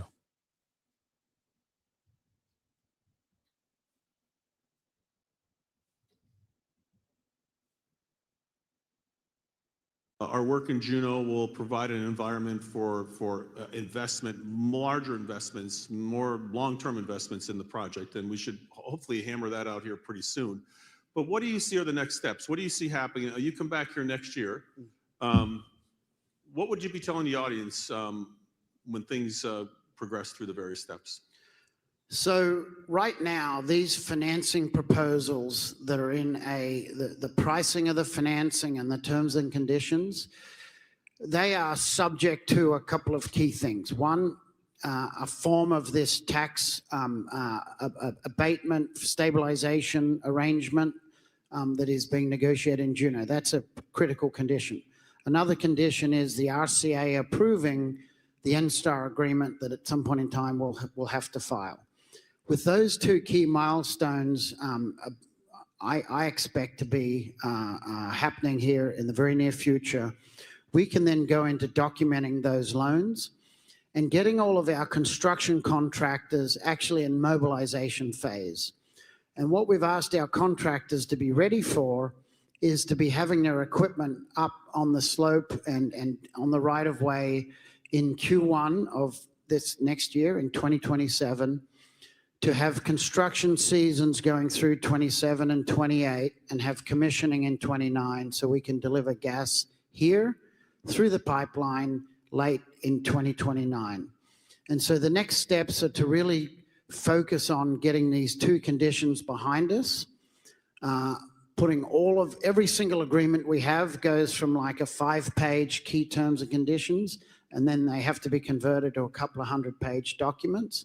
And we're doing that now with all of our gas suppliers. One thing to remind everyone, and we were very pleased, we got to our final details with Conoco, and we'd announced earlier in the year, Exxon and Hillcorp and Pantheon have also agreed to gas supply. So we're going through turning those into what are called precedent gas supply agreements, into long-form contracts. But we've got enough agreements from the North Slope now to make our final investment decision. So they're all going into their contractual long-form conversion. And then we have some other customers in the state here, beyond NSTAR, some of the electric utilities we're working with to try and put a final agreement together. We believe there's an opportunity to restart the fertilizer plant, and I was in the North Slope with our lenders explaining that to them. We also believe there's an opportunity to use the old LNG facility with a little bit of maintenance, it can be restarted. Once we announce the pipeline construction is starting, the number of mining operations in this state that could use gas instead of barging or driving diesel around is phenomenal. So there's a whole second category or wave of smaller customers, including mines, that can come. But many of them, we have to focus on the biggest customers to draw the financing against. So over the next 90 days, 120 days, so long as there's not too many of the governmental approvals here coming up, we'll be going through a 90 to 120-day documentation period with our lenders and investors, and hopefully announce a final investment decision here as soon as possible, because we want to get that construction going and ordering pipe. You know, it's I always am amazed at the size of this project, right? This would be the largest project ever in the Arctic. This, and depending on how you define size, or how largest project in the Pacific, and from a construction funding perspective, most likely the largest project, single project ever on the planet, here in America, here in Alaska, serving our in-state customers, but serving a wider group of customers, our Asian allies, and potentially, if necessary, West Coast of the United States. And the projection, the runway for this for producing gas. I'll give you an example. TAPS, the Trans-Alaska Oil Pipeline, which nobody thought would be built, which only was built with a tie-breaking vote through an act of Congress. And that tie-breaking vote was by Spiro Agnew, the Vice President of the United States. Without that vote, we would not have had the Trans-Alaska Oil Pipeline. The state would not look the same. The country would not look the same. This came in during the Arab oil embargoes, and the North Sea came in at the same time. This super giant came in at the same time. You saw earlier when these fine gentlemen from EPOC did their presentation, there's about $18 billion worth of oil on the North Slope that's still recoverable and that they're shooting for. This is the hottest place in the planet right now for oil and gas, critical minerals, and other resource development. But nothing's ever a given. A lot of this policy, and like we mentioned, we're working on this tax policy in Juneau, but this project is enormous. The benefits to the country, to the world are enormous. The benefits to us in Alaska, the difference is if the project were not to happen, which we are confident is going to, we would have to import gas. We would have to import gas at ever increasing costs for our in-state customers and utilities. Well, that would be a death knell for business coming to Alaska, especially if you're looking at $16 unit gas or higher. And so what this project would do for us, because 500,000. That's the truth. That I don't think that the general public really understands where the cost of gas is right now. $16 an MCF is what was the contract charged between Instar and Hillcorp this winter for emergency gas. Okay, that's the new floor. Gas is only getting more expensive, and if we got to import it, it's not less than 16, right? 16 is what it costs to get it from Hillcorp out of Cook Inlet. That's going to be your floor. It's only going to be more expensive than that going forward. If you're getting it from somewhere else, they're competing against $16 gas coming out of Cook Inlet. It's not coming down from there, ever. You get a gas pipeline built and you start exporting, and that helps drive the cost down for us locally. That's the only way that we see lower cost gas. Thousand people on what we refer to as the rail belt between Fairbanks, Anchorage, and where the gas would be exported. We're an afterthought. I mean, we're so small. But that enormous amount of gas would enable us to get incredibly low prices, relatively speaking, here in state in Alaska, which would reduce, as opposed to what's happening in other parts of the country, reduce the cost of energy for Alaskans for the long term. You know, we got about 1 minute and 40 seconds left, Brandon, and I want to give this time to you to just opine on, you know, where you think this is going, what you want people to think about, because I am confident, and the next year at this time, and I'll be in the audience next year at this time, you'll be up here with somebody else, but I am confident that between now and then, some significant announcements are going to be made, but take the time. Yeah. I think the most important thing is I made a commitment to the governor, and I've also made a commitment implicitly to all of you to offer you domestic stable gas at a price that is better than imported LNG, and then dropping that down to a price that's competitive to the lower 48 gas by building this pipeline. So I urge you to get behind the pipeline because it will give you gas supply and certainty, better than imported LNG. And then when we build the export facility, we can offer it at a third the cost of that. And then you've got gas here that's comparable to the lower 48. So please talk to your mayors, your elected officials, your legislators, your community leaders, your union leaders, and get them behind any rally here to call to arms. Let's get this thing over the line, and we can get this state the gas that it needs. Right now, this is an Alaska solution project. That's all we're focused on, solving the gas needs for Alaska. Phase 2 is the international portion of it. But for me right now, my job is to get you guys gas so that when that Cook Inlet isn't producing enough for the winter here, you can pull it off the pipeline with certainty, with absolute abundance, and it's guaranteed to be delivered for 30, 40, 50 years. And that's the most important thing right now. Better than imported LNG, moving to gas that's comparable with the lower 48. And that's what we're here to get done. And hopefully, with a few final approvals here, we can announce that construction project starting later this year. This will be the most transformational, generational project this part of the world has ever seen. So, Brendan, thank you for everything you're doing. Okay. What does he mean comparable to national?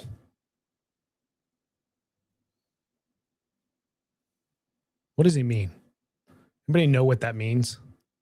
I'm going to show you something that I got from local producer here in the Cook Inlet.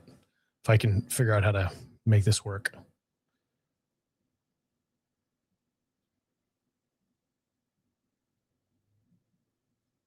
I've showed this before on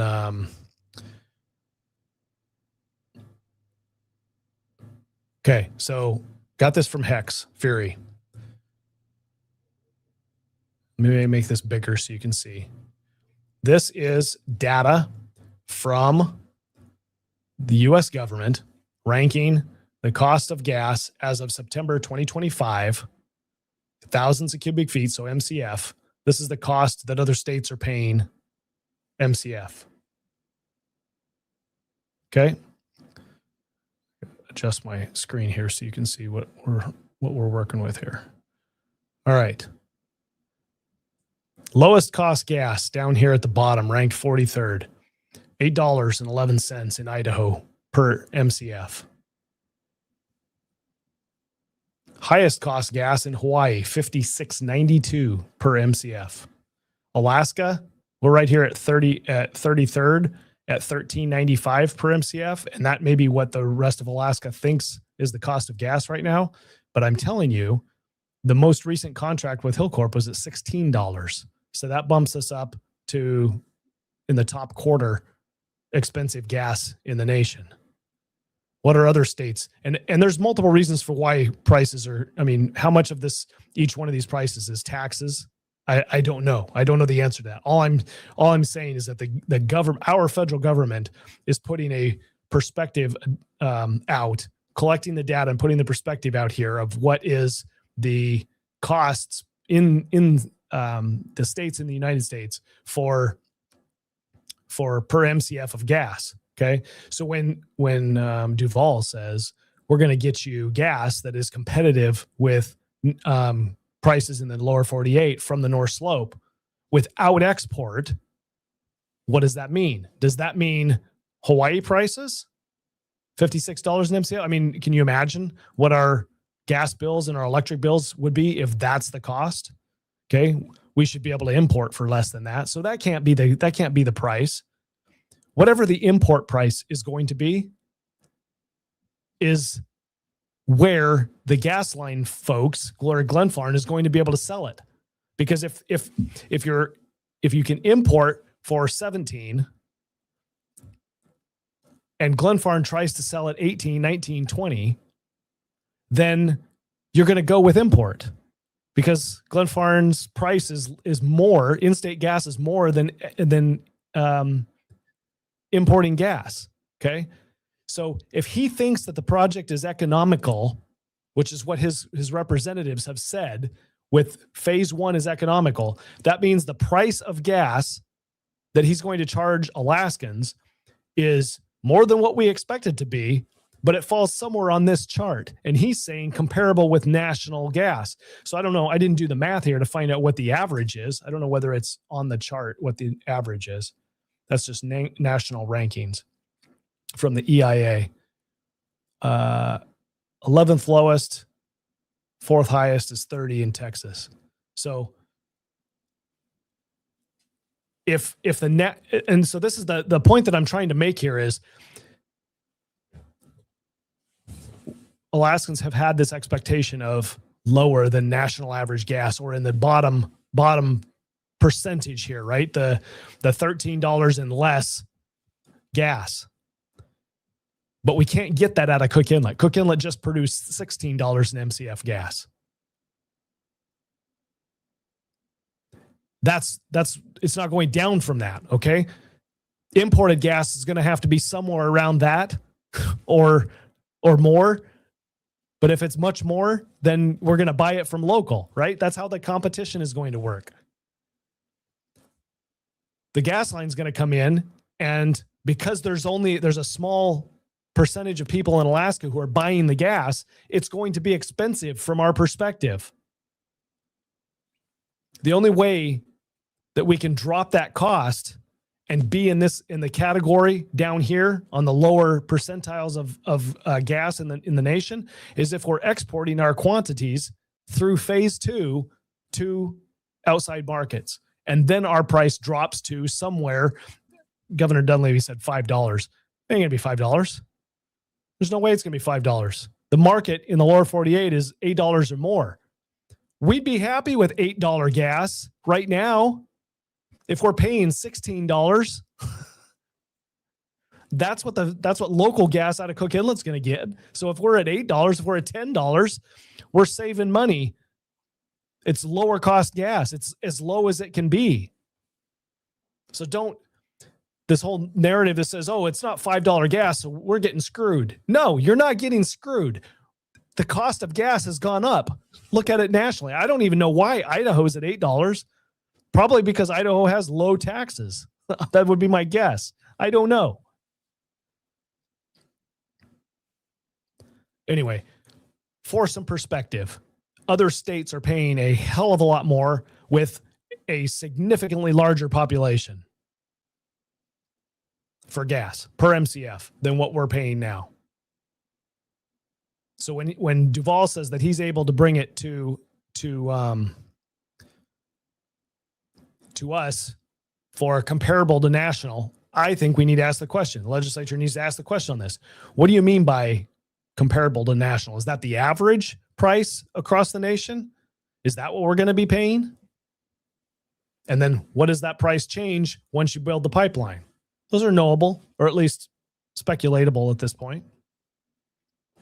The reality is, if you don't build the pipeline, you're stuck with imported cost. And it's $16 or more. Or Cook Inlet price, which is $16 right now. It just grows higher.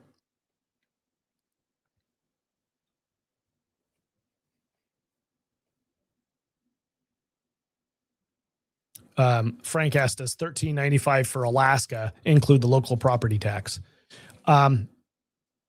Probably, because I remember the $13 being where I thought our gas was costing us here until I heard that the most recent sale was $16. I'm assuming that it does, but I don't know. I don't know the answer to the question, Frank. If it does not include property tax, then likely those other numbers from the other states doesn't include tax either, and it's an equal comparison across the states.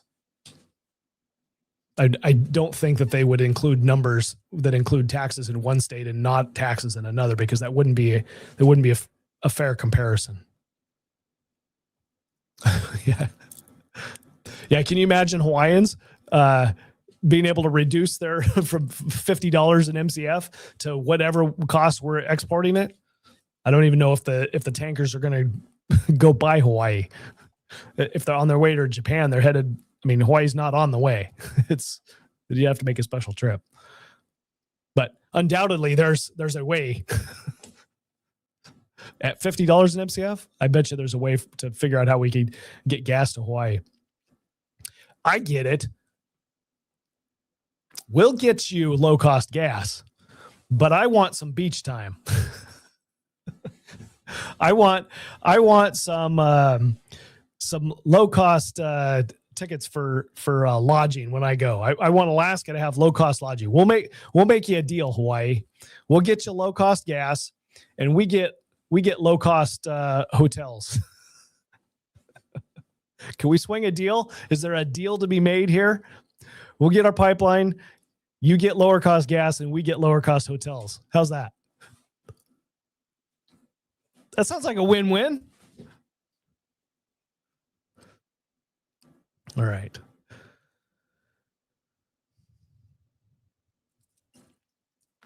Yeah, Hawaii doesn't export gas, Frank. I'm positive of that. They're importing gas.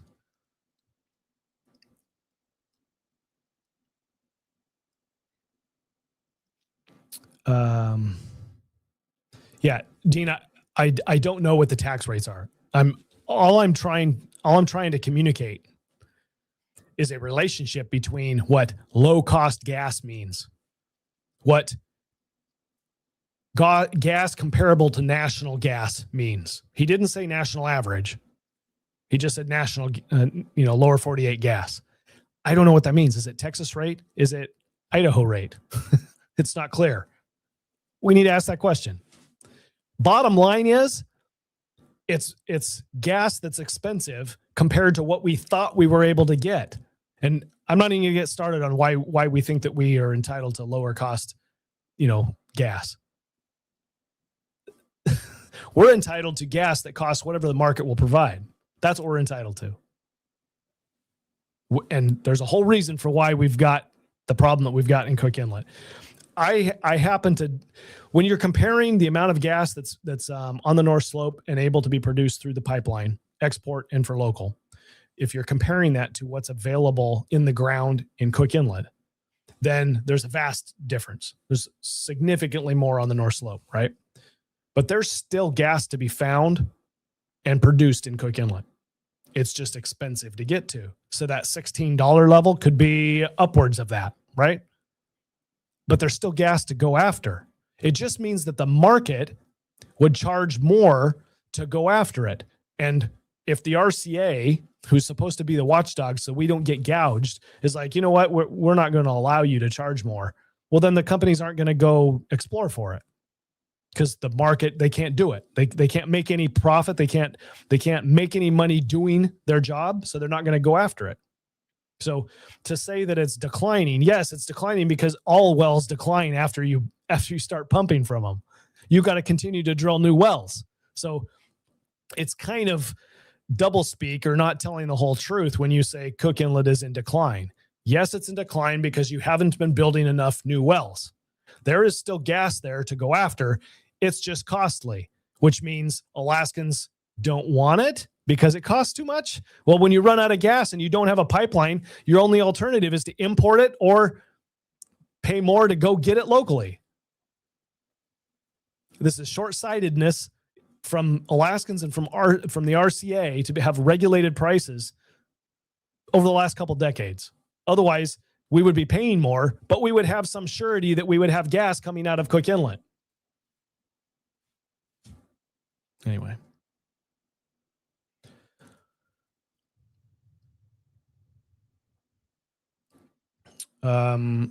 Craig has an interesting quote here. Let me digest this. The quote says, "I have less faith in anything regarding the pipeline than I did 3 days ago," said Dan Rogers, a board member at the Anchorage-based Chugach Electric Association. Yeah. Do you know what? I don't know this particular individual. Does he happen to be one of the left-leaning members of the Chugach board that would rather us go to wind and solar and we're all going to die because we're killing the climate? Is he one of those people? Because of course he's going to say something like that. Why would we want a pipeline that's going to produce cheaper gas than what you can import it? Why would we want that? Why would we want low-cost gas that would be produced to Alaska for decades? Why would we want that if what we really want to do is transition away from natural gas and oil development? If he's one of those people, then of course he's going to come out and poo-poo it. But what does that mean? I have less faith. What does it mean? Which part? What does it mean? It just means that I have ulterior motives at this point, and I don't want to deal with the facts. Again, the facts are that Brendan Duval, as the CEO, is representing his company. He's representing the project. He's in public, testifying in public, right? It's not in the legislature, but he's communicating in the public about where he stands and where the company stands. So he's either giving you facts or he's a liar. Is Dan Rogers calling him a liar? That's a good question for Dan. Get Dan on the record. Are you calling Brendan Duval a liar? You're saying that you have less faith in the pipeline than you did before. Does that mean that what he's saying on stage and presenting to the public is incorrect. And if you believe that, then present your facts, state your case to the public. Otherwise, making some statement that says you have less faith is, I don't know, you got an opinion. It's just like your armpit. It probably stinks like mine does. So prove it. Here's the legislature's quandary, right? If you think that Brendan Duval and Glenfarne is blowing smoke and they can't do what they say they're going to do, if that's the position that you're at, well, then what's your alternative? Do you have another company that you're willing to work with that is willing to work with you at the tax rates that you want to charge? Do you have an alternative? If you don't have an alternative, then this is what you've got. You play ball or you go home. You say, okay, we'll do business with you at the rates that you're requesting, or we'll find somebody new. That's your plan. That's what you got. It doesn't get any better if you look at the federal government. The federal government's not going to say, "Oh yeah, go ahead and charge your tax rates. We'll throw in our dollars." They're not going to say that.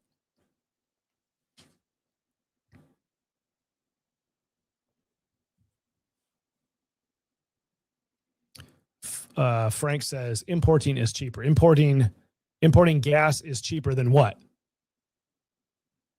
Importing is cheaper than gas only to Alaska?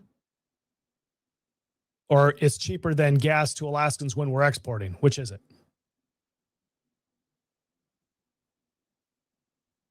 Again, because importing is cheaper. Is importing cheaper than producing gas to Alaskans only? Phase one. We're talking phase one only. Because this is being used, this statement is being used by those who are poo-pooing the pipeline to say, well, we're always going to have cheaper gas if we import than if we build the pipeline. So what is it that you're trying to communicate, Frank? If your belief is that we will never see gas per MCF from the pipeline during exportation, then lower than the cost to import it, if that's your case, then I think you're wrong.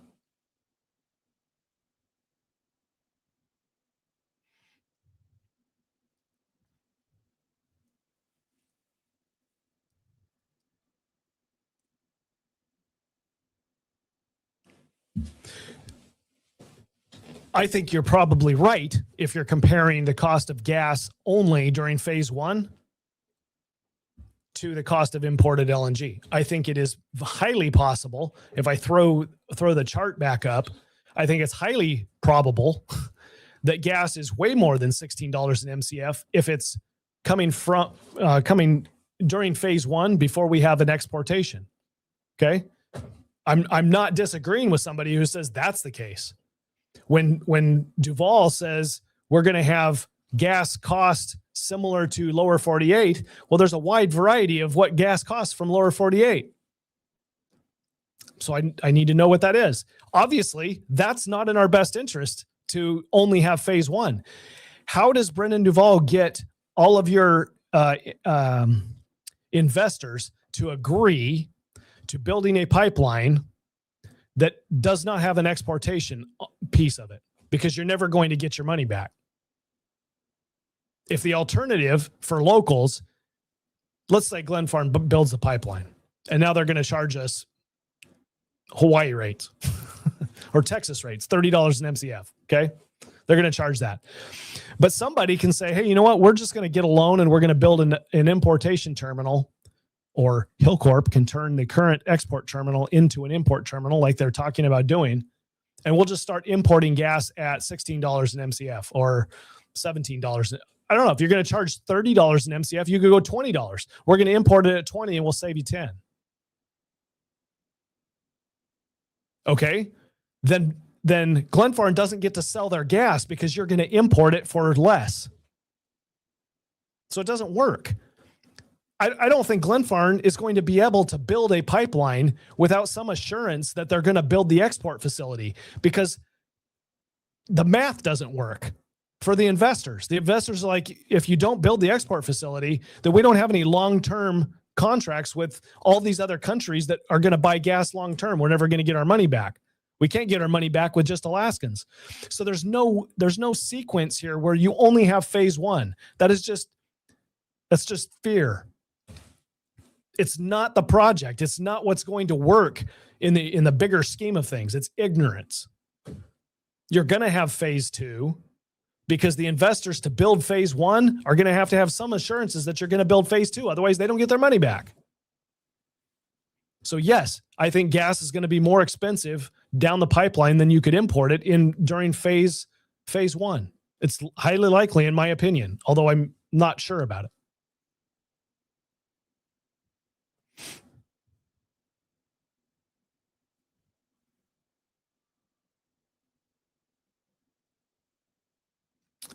Dan's lack of faith is most likely centered on the legislature. Oh, yeah. Well, that could be the case. If the legislature is going to muck this up, then I completely agree. We probably are not going to have a pipeline. We're not going to have, it's just the legislature standing in the way.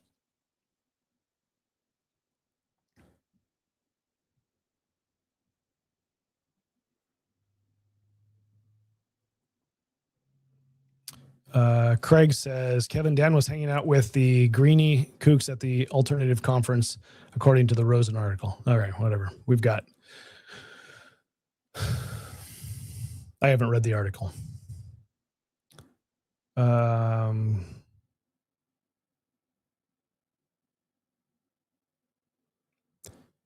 Glenfarne said AK only would still be less than import. Did you hear that today in what we presented? I didn't hear that. I heard him, Mr. Glenfarne, to quote Dwayne Bannock on Sound Off, Brendan Duval. I heard Duval say that they would be able to produce gas in state at lower 48 rates. And that is not clear on what he means by that. I don't know that means it's less than import. Again, I suspect that's why NSTAR is looking to have an import terminal. Why they're talking with Glenfarne to get an import terminal is because in the meantime, before you have the export facility, importing gas is going to be in NSTAR's best interest because it's going to be cheaper than gas coming down the pipeline. I think that's probably why they're looking at it. And to hedge their bets in case the pipeline doesn't get built.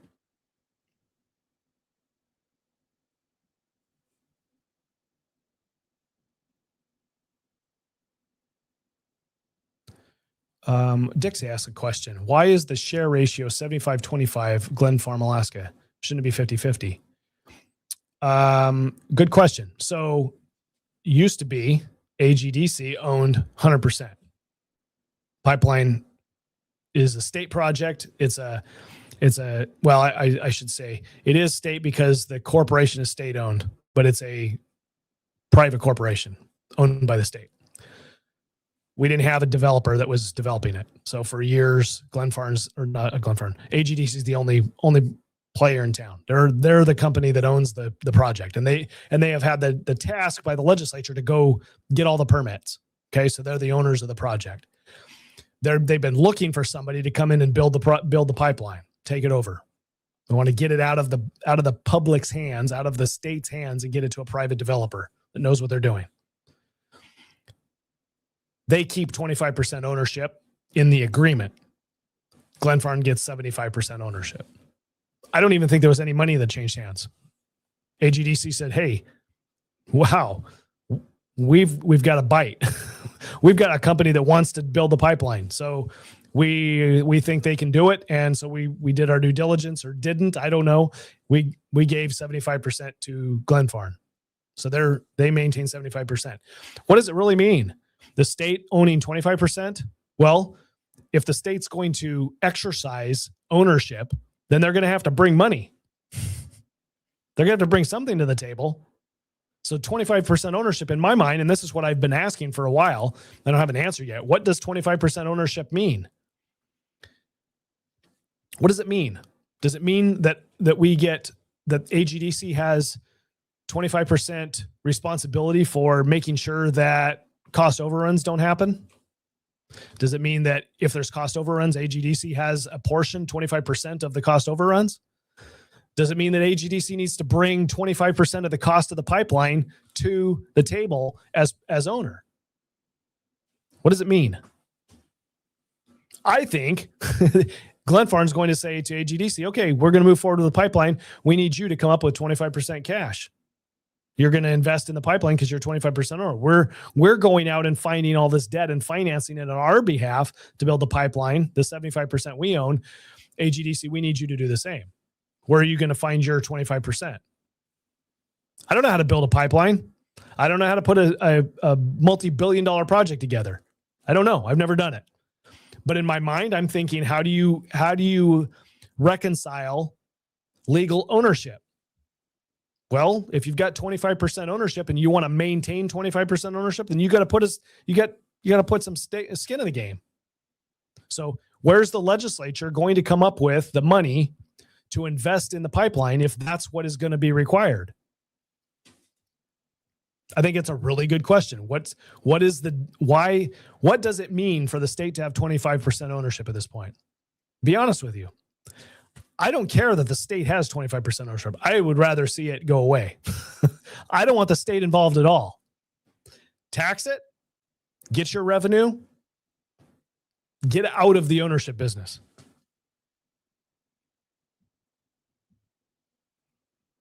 And I think Representative McCade is exactly right. This conversation is coming. No one's thinking far enough ahead yet. Glenfarne's going to say, if you want to maintain your ownership, you got to buy in.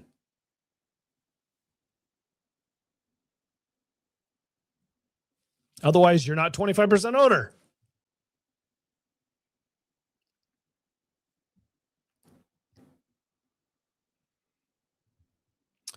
Frank asks, if the state owns 25%, what do local governments own? Nothing. My understanding. Two different entities. State's an entity, local government's an entity. Local governments don't own anything.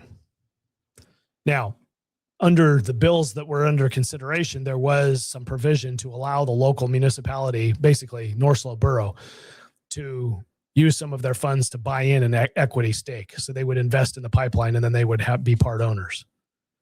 Okay.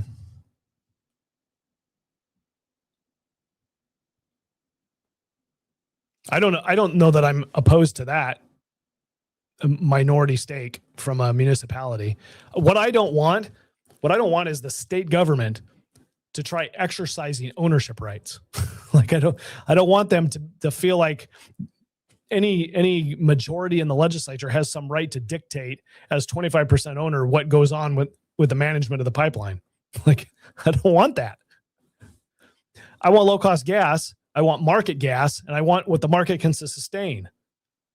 I don't want the state legislature involved in it. That's a recipe for disaster for future generations. Get the legislature out.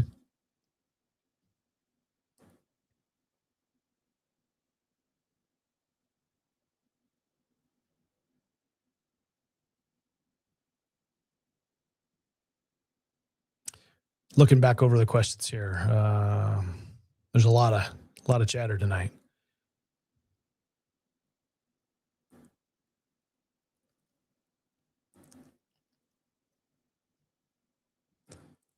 Chris says LNG will cost less to develop it ourselves out of the North Slope than imports. I don't know that to be true if it is not being exported. What I know from my memory and from what I've witnessed with my own eyes and my own ears is that Glenfarne has said phase one is economical. We can make phase one economical without phase two. What we just heard him say here, which he didn't say the previous statement, that was something that was said earlier, and it was in a meeting that I attended here down here in Nikiski. What we just heard him say is that he can make gas in phase one comparable to lower 48 gas prices. Okay. So that could mean a number of things, and we should know what that means. I'm making an argument that market is going to sustain a price from Glenfarne that is similar to the importation price. Glenfarne is going to have a hard time charging more than what it would cost to import. Now, if you don't have the capacity to import, then that conversation's moot. Now you're comparing pipeline, North Slope pipeline price to local price because you don't have a third option. You're not importing. So if it's less expensive to get it from Cook Inlet and there's a supply, there's enough, then you can go there and you don't have to buy it from the North Slope.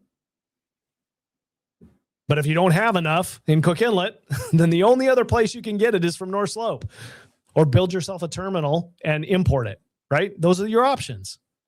So I think that if you've got an importation capacity and you've got gas coming down the pipeline, it only makes sense to the layman that your price coming down the pipeline has got to be relatively the same as the price to import it. That's the floor and the lid right there.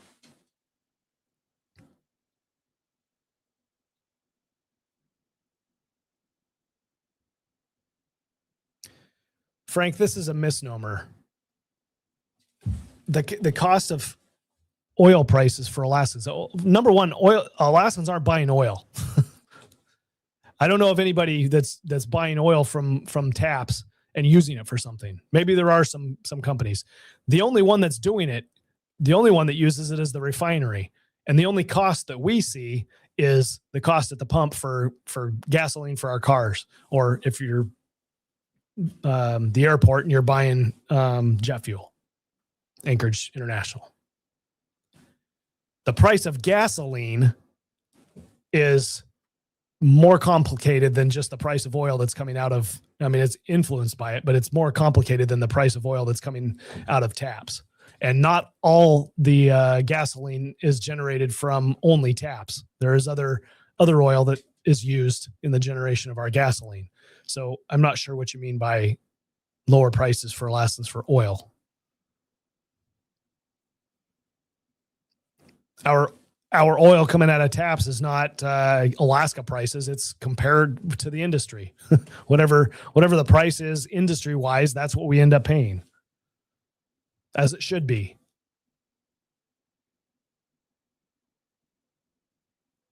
Okay.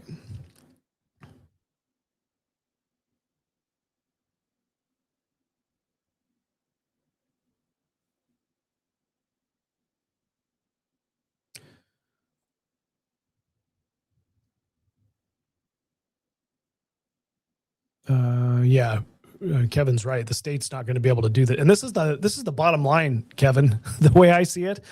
All of this conversation in the legislature about what's a correct rate of taxation is all making an assumption that Glenfarne sticks around, or that you can find somebody else to build your pipeline, and you want a pipeline. If you don't want a pipeline, you can have a conversation about taxes and be happy with the result when somebody walks away. You can want in one hand and in the other and see which one fills up first, right? I mean, if you don't have anybody that's willing to build the pipeline on your terms, then you don't have a pipeline. And I personally think this goes into this points to the ulterior motives of some legislators who don't want a pipeline, period. They're bought into the climate religion. We're all going to die because of climate change religion, and their acolyte status is preventing them from wanting to see a pipeline built, because you can't turn a pipeline off. 50 years we'll be pumping pumping gas out of the North Slope, and you can't turn that off once it's running. You could shut down exportation of natural gas, because natural gas is going to kill the planet. We need to turn to wind and solar. That's a lot of thinking on the left, and these climate religion people. State doesn't have an alternative to Glenfarne. Alaskans don't have an alternative to Glenfarne. So you're either going to do business with Glenfarne on Glenfarne's terms, find something that is agreeable, or you find somebody else. That means you don't have a project. I mean, somebody correct me if I'm wrong. That's the way I see it.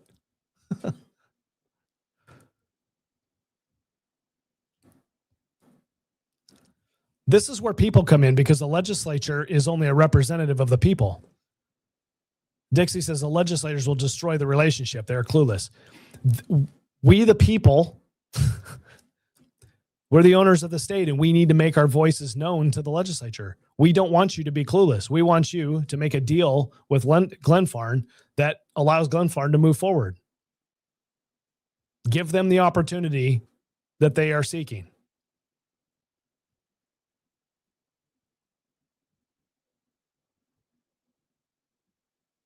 Yeah, exactly, Kevin.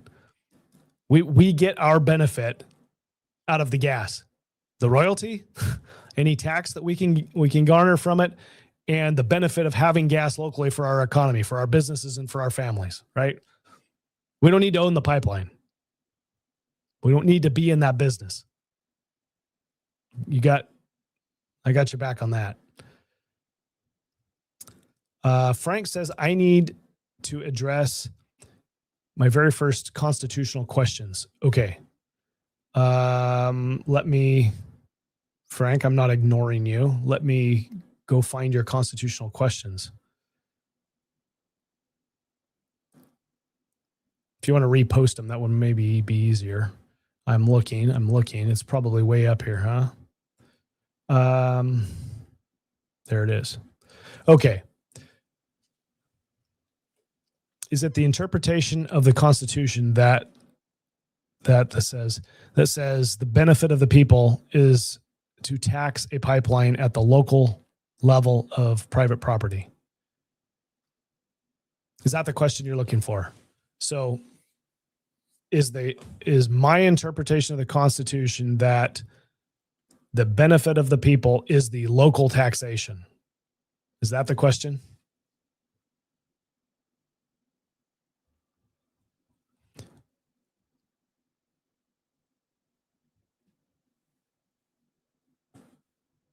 I'm looking for a yes or no from you, Frank. One of them. Okay. So I gotta look for more questions than that, huh? Okay. I'm scrolling up.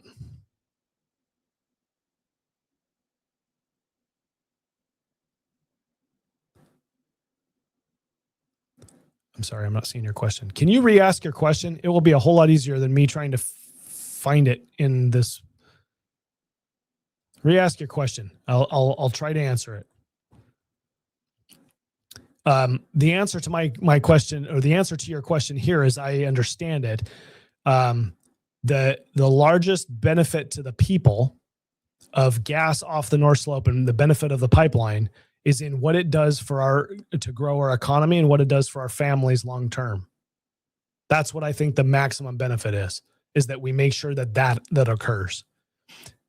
A revenue generating from it for state government off state taxes that are created by statute is a secondary. Now, we have the royalties that come off of it that is constitutionally required, that goes into the permanent fund. That's required by the Constitution. So that's also part of the maximum benefit. Any additional taxation after royalties and the benefit that is to the economy and to individual Alaskans for having access to the actual physical gas to burn, that's secondary benefit, in my opinion. Now, I'm not the government guy that says maintaining government is our priority responsibility and taxation is our priority. Like I'm not coming at it from that perspective. That's the Giesel perspective.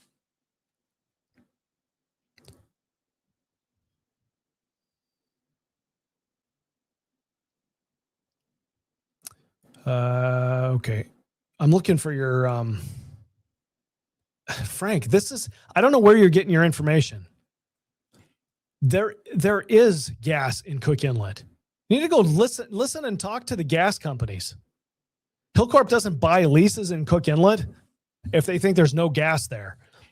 Hex Fury doesn't invest money and going out and drilling wells if there's no gas there. This is incorrect. This is not factual. There is gas in Cook Inlet. It is just expensive to go get. There is gas there. The gas that we currently have coming out of the pipes, coming out of the wells, is in decline because a gas well, just like an oil well, is in decline after you start drawing gas out. There's a finite amount of material down there, whether it's oil or gas. And I'm not insulting your intelligence here. I'm just saying that the statement is true that says Cook Inlet is in decline.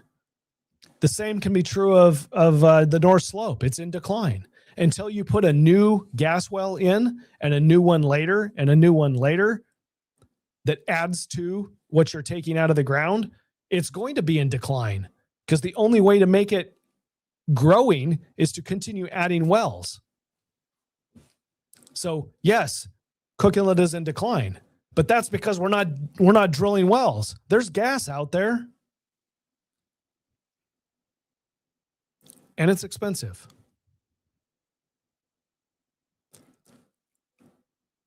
Kevin says they're not gifted anything. They were taking the risk of building the pipeline. We were just in charge. We just charged royalties for our gas, let them own the infrastructure, let them build and pump. We charged royalties. We did not gift them anything. We do not own steel for the pipe. We won't pay for construction. They will. It's exactly right. Let the private industry work its magic.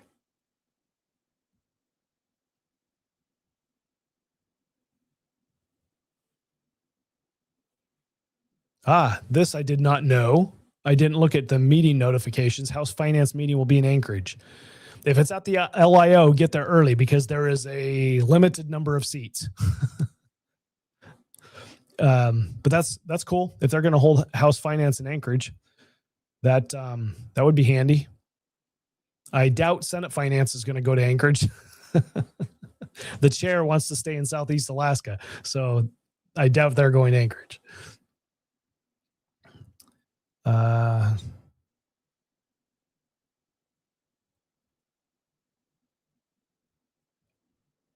Frank is asking, saying that he heard that kitchen lights is, I think what you're referring to, needs to be subsidized to find more gas.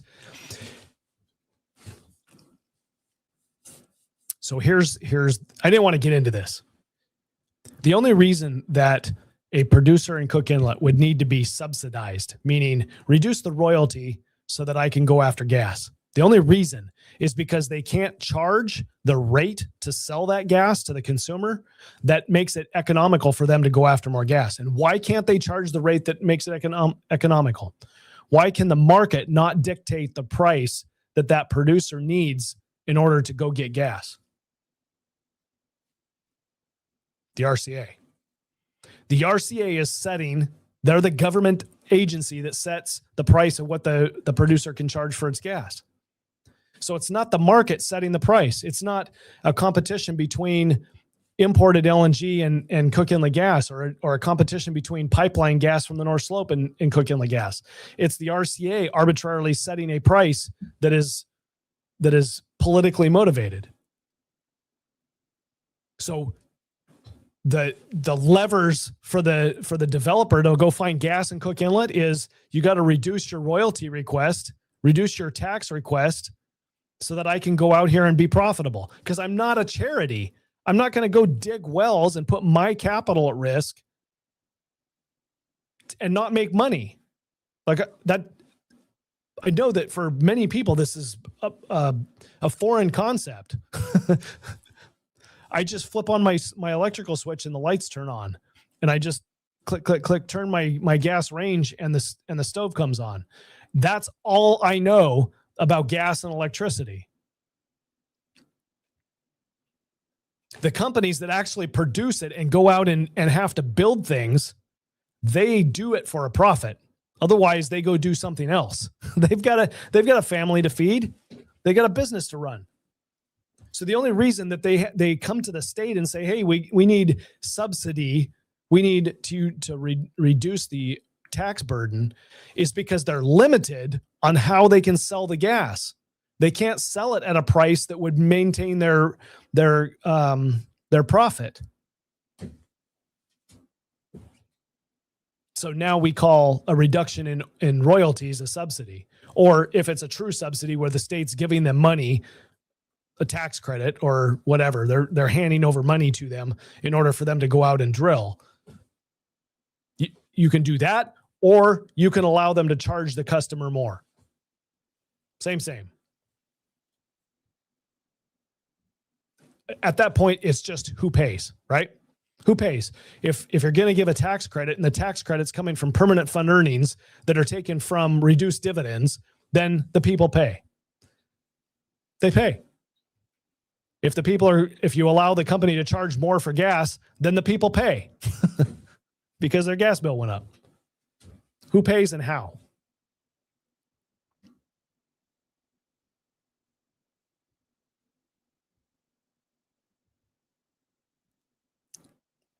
Should I invest in a LNG home heating system before prices go up?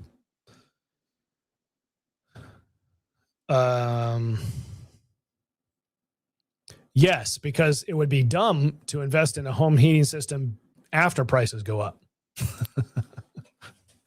I'm a smart ass, right? The time to invest in a home heating system is before prices go up.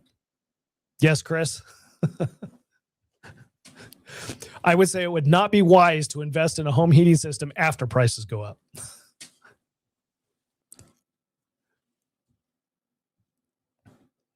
Thanks for asking. That was funny.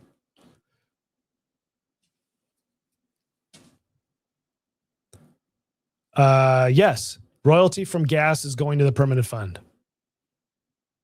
Yep.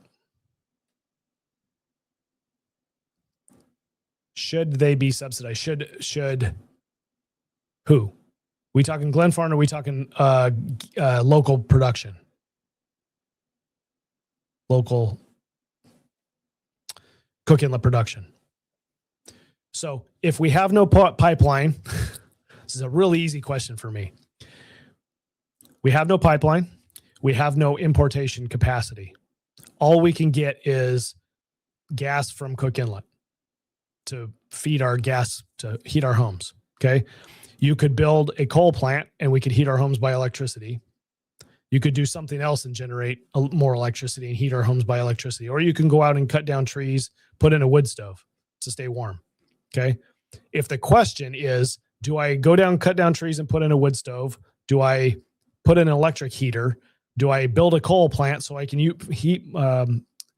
run my electric heater? Or do I use some sort of subsidization of some sort to incentivize or you can't require, so it's incentivize more natural gas production at Cook Inlet? Then which of those options do I want? Because I don't want to freeze. I don't want to go cold. So those are my options. Burn wood, use electricity, go get gas. So if the state's not willing to subsidize it, reduce the royalties or give tax credits or something in order to make it, or just allow the producer to charge the customer more, to charge us more, meaning if you're not willing to pay more for gas, then you are going to go with the other options. Use wood or use electricity. Those are your options. I mean, maybe there's another option out there to heat your home, but I don't know it. You got gas, electric, or wood? Should they be subsidized? In a perfect world, no, I would say not. But that means the market would demand the price, and we would allow the market to demand the price. The company needs more money to go out and find gas. And if that company is charging too much, then another company comes in because they can charge less and they can make a profit at it. This is the supply and demand, the competition piece. We don't have that in Cook Inlet. We have a regulated market through the RCA. So we're having to have the conversations. How do I force that private company to go out and get us more gas? Well, I can't force them. You can't send a trooper out there and say, you're going to hire the people and go dig more gas wells. You can't do that. That's not an option. So you have to say, either we're going to allow you to charge us more, the customer more, or we're going to tax you less. And now, will you please go get us more gas because we're going to get cold if you don't? So yeah, should they be subsidized? In an ideal world, no. We don't live in that ideal world. So the question is, do you want to freeze? Do you want to go chop wood? Or do you want to go get an electric heater?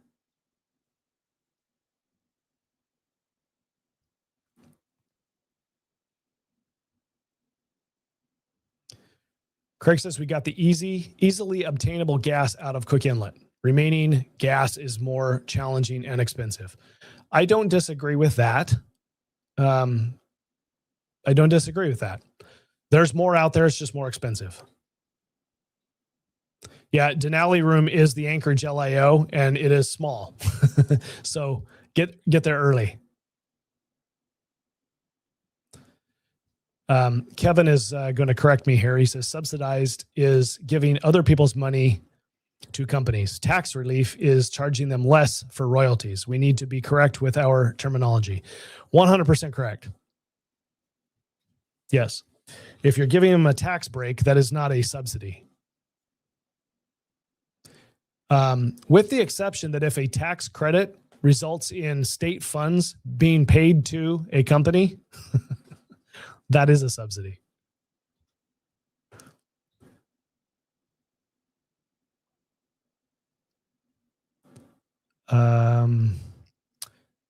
So I'm not a complete, I think you meant buffoon.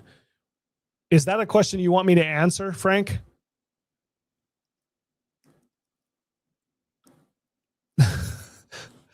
Government reunite. What are you drinking tonight, Frank?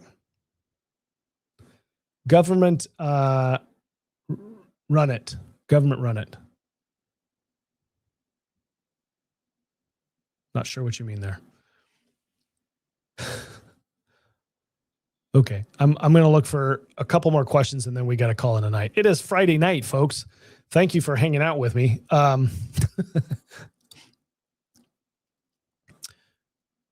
Let's see. I'm looking for good questions.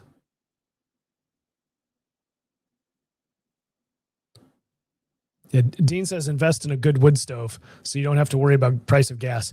Unless you live in Fairbanks, I hear it's hard. It's hard pressed to heat your home with wood up there. Yeah, Frank lives in Fairbanks. We can't burn wood or coal in Fairbanks. Yeah, exactly. So Frank, your options, if we're not going to subsidize gas production, your options are electric or heating oil. I forgot. You could do heating oil. There is a third option. It's not just wood or electric, it's heating oil. That also comes out of the ground. Somebody's got to go find that too, right? Well, I mean, it comes out as oil and you refine it, but you understand what I'm saying.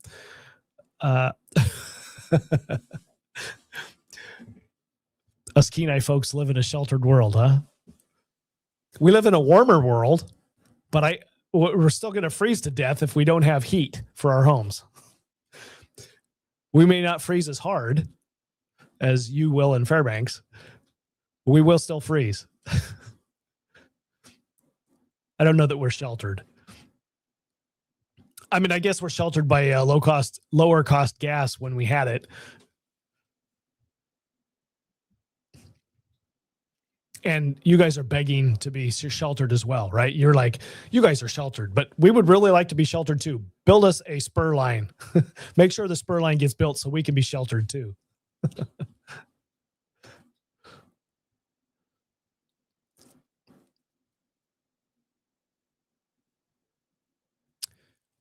I have never lived north of the range, only temporarily. I've worked on the slope for a short period of time. I can tell you that that's not where I would choose to live permanently. Bye, Brian, if you're still there. Anyway. Kevin says, I like this show. Yeah, I mean, what else are you going to do on a Friday night, right? I guess you could Netflix, you could binge Netflix, or you could do something productive. Notice how I call this productive? We're just chatting over the internet. Oh my goodness. Brian, you're still with us. You said goodnight. You said bye. Said Friday night and the lights are low. Yeah. When are we getting a video tour of the farm? Not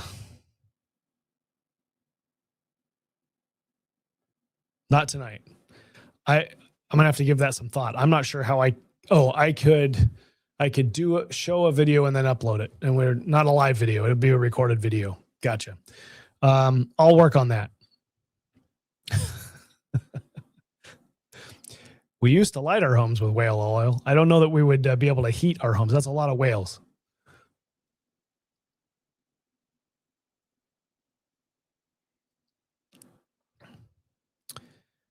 The new calf is doing just fine. My daughter takes care of it, and it is growing. It looks like a mini version of its mother. It runs away from me when I get close. I mean, it's doing fine. It's growing up just fine.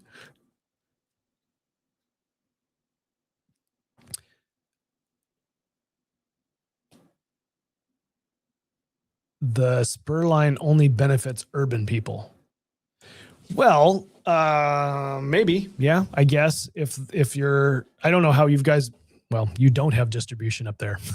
I don't know how they would work the distribution. Maybe you do get gas further out. I don't know where you live, Frank.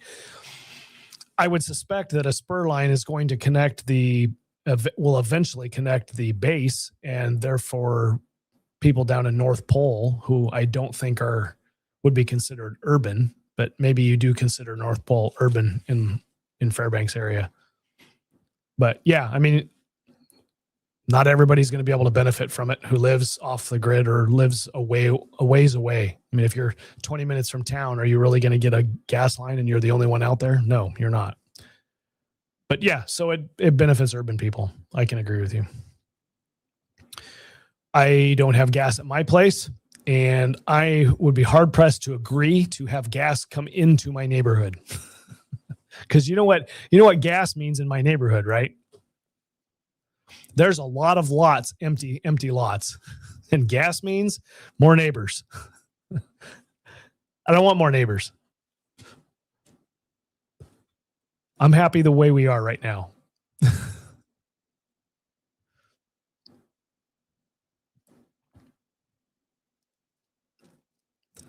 Oh yeah. All of the data centers, the NSA is listening, and everything we're saying is being recorded. It'll be held against us. Yep.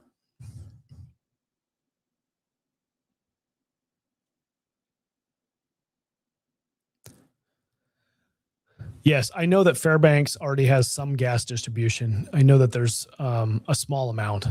Obviously, if there's a gas line, there's going to be some push to increase the number of customers and number of people who are served by that gas line. So expansion of the existing network is going to be necessary.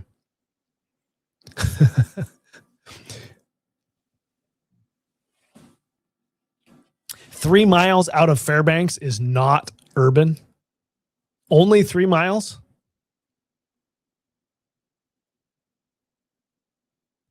Three miles or more makes you not urban. Okay. All right, that's where you draw the line. I think no. If you're talking about Michael Dukes, who's been kind enough to have me on his show occasionally, Thursday mornings. Good show, by the way.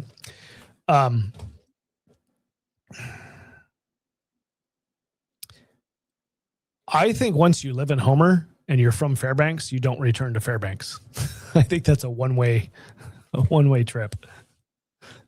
I don't think you return even if you've got gas. Would be my guess. Kathy, thanks for joining us. Good to see your face on here because you have it on your little icon. Glad to see you join us.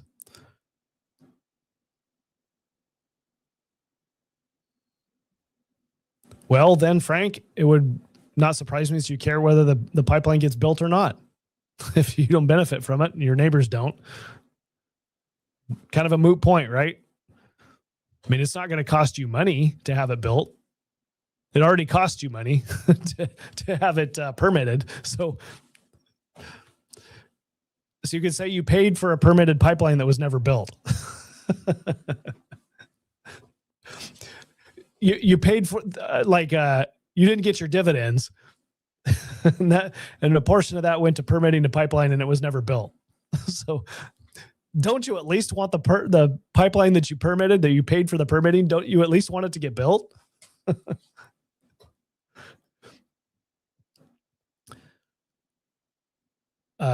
Craig says he lives in Homer and he's from Fairbanks and would go back to Fairbanks for the summer.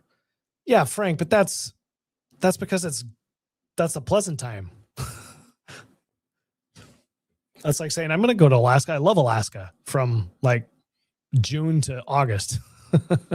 then other times I live in Arizona, but I'm from Alaska.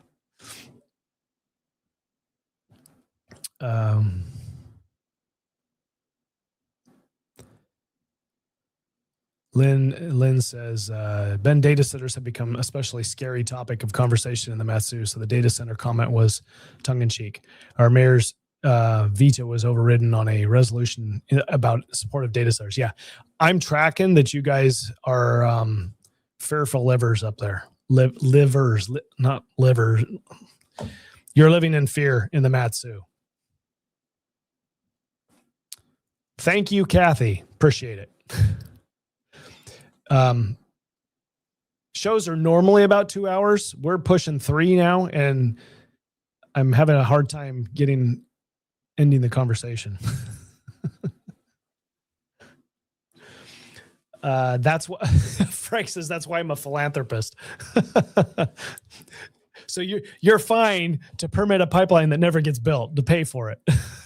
Because it's just philanthropy. You paid for other people's living for a while. Put other people's kids through college. Don't care whether the pipeline gets built. That's funny.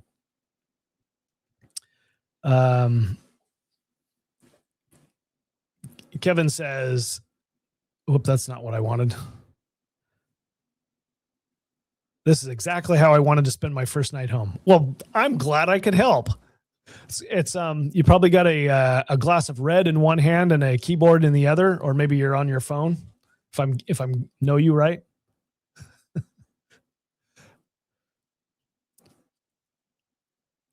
Kevin says that he's willing to share a proposed letter to the finance committee. Just DM him and he'll send it to you.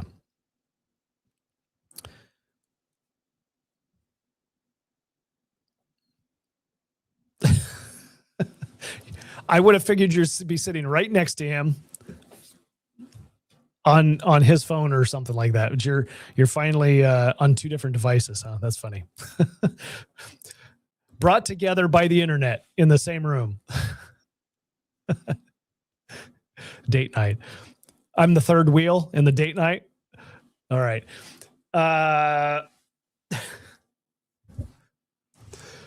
Frank, thank you for your support. I appreciate it. It wouldn't be nearly as much fun if it was just me out here talking to myself. Okay. Look, guys, I know that my wife is in the other room and I'd like to have a date night too. So I'm going to have to call it a night. I know we're having fun. We'll be back Monday, and I'm going to pull out some stuff with the Sustainable Energy Conference, and we'll kind of take a look at what is going on there. I really enjoyed the Sustainable Energy Conference from last year, and I'm hoping that there's some stuff that I'll learn from this one as well. So, yes, I will say goodnight to Amy. Again, if you want to support the show, please do so. Alaska.